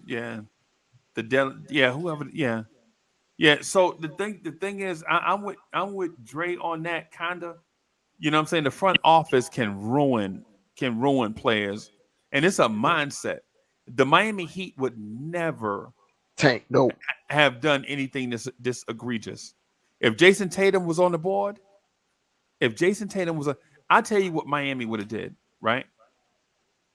The year before, when Ben Simmons was number one, they would have traded down and let some fool take Ben Simmons, right? Mm-hmm. And they'd have traded back, and Miami probably would have drafted who went three the year before? Jaylen Brown. They'd have taken Jaylen Brown. Then the following year, there's no way Miami taking Markelle Fultz, right? He playing in empty gyms, nobody in Washington to see him, useless games, blah, blah, blah, all this stuff. They'd have taken Jason Tatum, right? So it's funny because Ben Simmons and Markelle both didn't go to the tournament, NCAA tournament. Right. Right. And I think even the Knicks would have did the right thing, bro. Even the Knicks would have went Brown, Tatum, Porzingis, who else did it? Brown, Tatum, Porzingis. It's either Porzingis or Booker. Knowing the Knicks, they probably would have took Booker because it reminds them of the archetype they have been searching for forever. Even though the Knicks had Carmelo Anthony. So even in the world where the Knicks got Carmelo, they still would have took Tatum, Brown, Booker, and had Carmelo. They still would have did it. And I don't blame the Knicks. And they probably would have traded Melo. And I don't blame them. If you got a young Tatum, a young Brown, a young Booker, you got to let that triumvirate try. Mm-hmm. That's why I say when teams tank and they miss egregiously, you can tell people in their front office have no idea what they're doing. Freezie, they did the process when LeBron was still in Miami. Miami never tanked and went to the finals. Right. The conference finals multiple times before the Sixers even did. Yeah. And then they took a player from the Sixers and went to them. Yep. Because they were anti-tanking. Jimmy Butler was like, "Yo, I'm going here because they run their organization a particular way that I like." Right. I ain't gonna lie to you. Bro. I think the Knicks are on that path, like what you mentioned, like doing certain things, but I don't think they're ready to make those draft picks yet. I think the Knicks are established a culture. Like right now, this very moment, I think the Knicks are in that established a culture mode. if you build it, they will come, as opposed to they will come and we'll build it around them. Mm-hmm. This is what I want to run by you real quick. How would you feel if the Knicks decided to be like, hey, don't extend Tibbs, but hey, Jay Wright, what do you think about coming to New York? Who? Jay Wright. Jay Wright. Nah, Jay Wright and Tibbs around how old is Jay Wright? 60? Is he? Nah, Jay Wright, you talking Modern Family? Modern Family dude is old, bro. He's 61. Yeah. wow. Yeah. But he has, I think his mind of the game is much more. But we don't know. He never coached in the NBA. People say that. Well, about I'll say that. True. I was gonna say John Beilein had his guys that thrived in the NBA or the modern NBA, but Right. not like Jay Wright's kids. At least Yeah. they've adjusted. No, the only reason why I bring that up is because we're doing this, frat boys or Nova. Let's come over here and let's come together and play. And the only person I feel like who can steer that or run that shit is a Jay Wright. Yeah, I'm with Jason on this one, bro. And I'm on Jason with this one. If I'm going out and getting an old coach, bro, I'm on Steve Kerr watch. Especially they tear down the dynasty. Yeah. It's like Yeah. Because Wow. Golden State they're gonna have to rebuild it in at a some minute. point. And the other thing too is I know people don't like him, but at some point you got to put Steve Kerr in that Popovich Spoelstra conversation. Oh, no doubt. At some point, yeah. I mean, some people like him more. Basically, people want to see more with less, and I'm willing to tell you, It's harder to win when you already have the more. yeah. And one would even say that Klay Thompson and Steph Curry are less. Spoelstra once had LeBron, right? Draymond. Yeah, Like, yeah. like he probably these guys are good to great players. Absolutely, Steph is 1 in a million with Right. that jumper. But the heights that they reach probably would not have happened without Kerr. Without Kerr, Without Kerr utilizing them in their best way imaginable. right? And Popovich has had the number 1 pick 3 times. It's something to be said about that, bro. Yeah, like you get the number 1 pick and get Tim Duncan, who else? Wemby, I got Wemby in there. Wemby, Duncan, and Robinson. yeah. He got to coach. Jay Robinson. Well, he didn't. He wasn't the coach when they drafted Robinson, but No. he definitely got to coach Robinson. Yeah, he was that's within what the I'm saying. organization. He was in the organization. Okay. Yeah, Was he? yeah. He was like Yeah. the GM for a minute. Yeah, he was a GM. Oh, He okay. won hired Oh, Bob Hill. Time out. So you seriously? I don't. Wow. He was the GM So- before he became the coach. Yeah. He had to switch the whole culture out and make it military because he came from the Navy, I believe. Yeah. Yeah, I know that. I think he's an Air Force dude.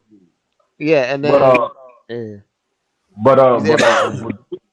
So you saying he hired Carter?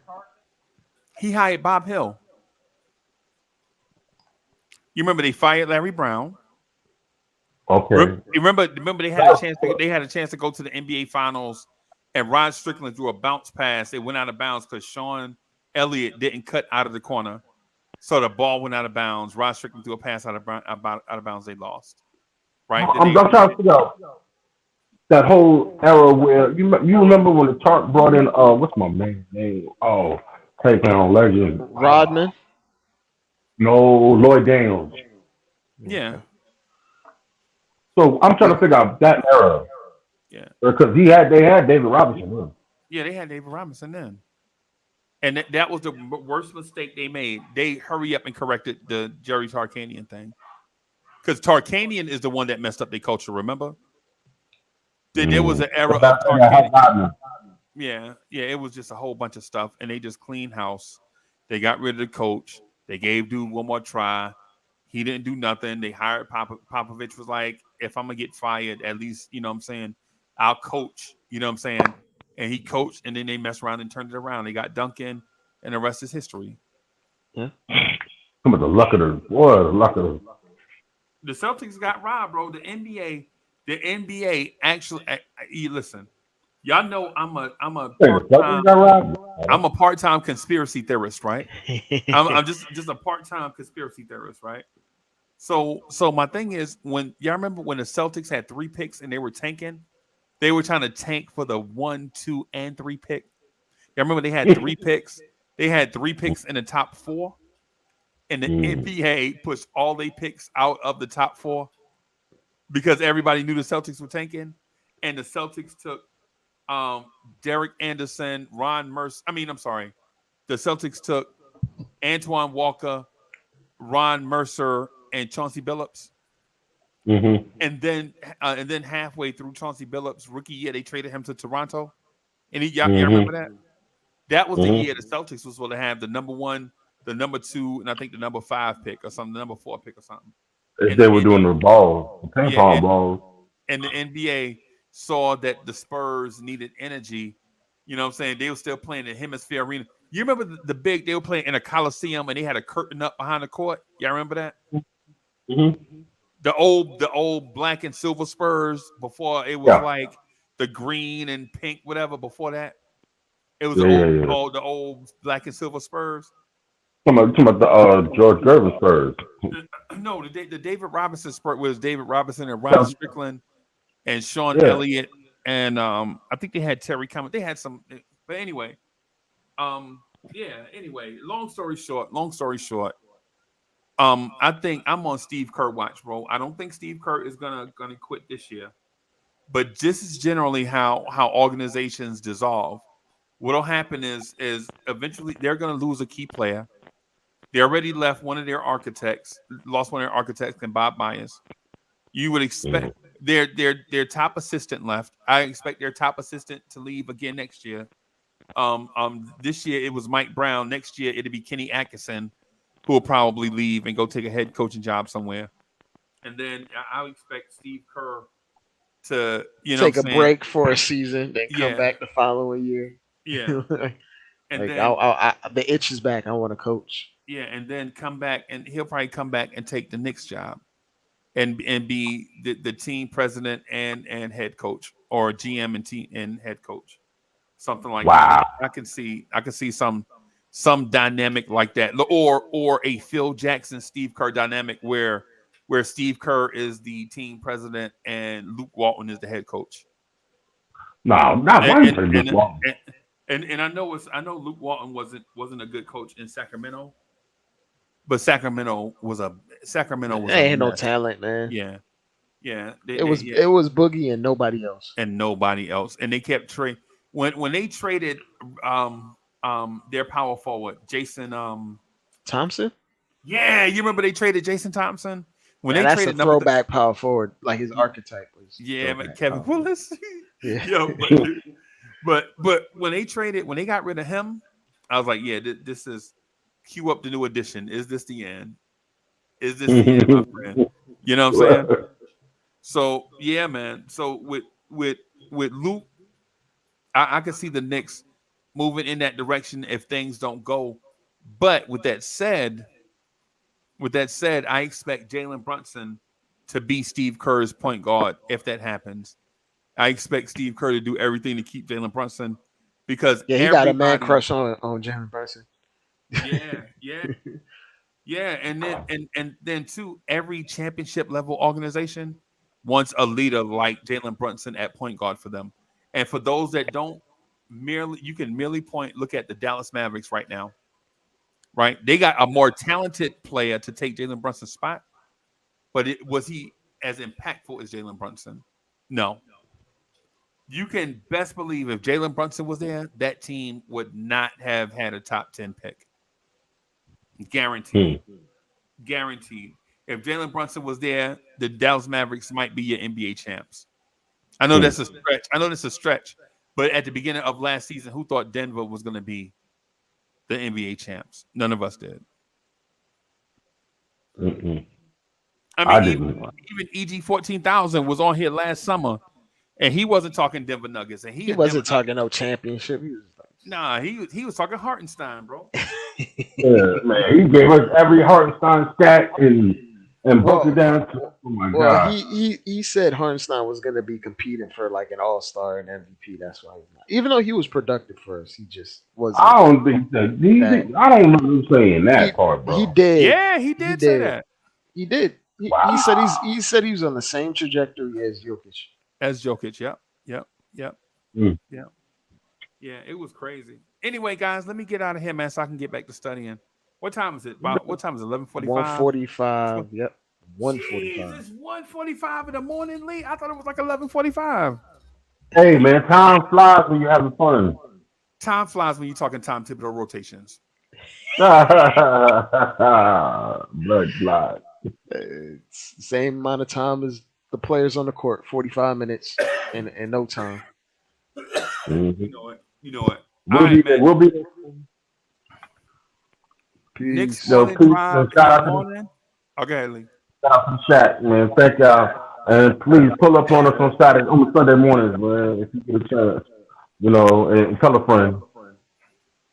Yeah, man. Here's your chance to advance, get in your stance. If you don't stuffy cowboy pants. Shout out to LL who put the Hood Goddess remix coming soon, man. We got a lot of stuff coming your way. Man, we'll holler at y'all later, man. Let's go, Jets. Yes. No. Let's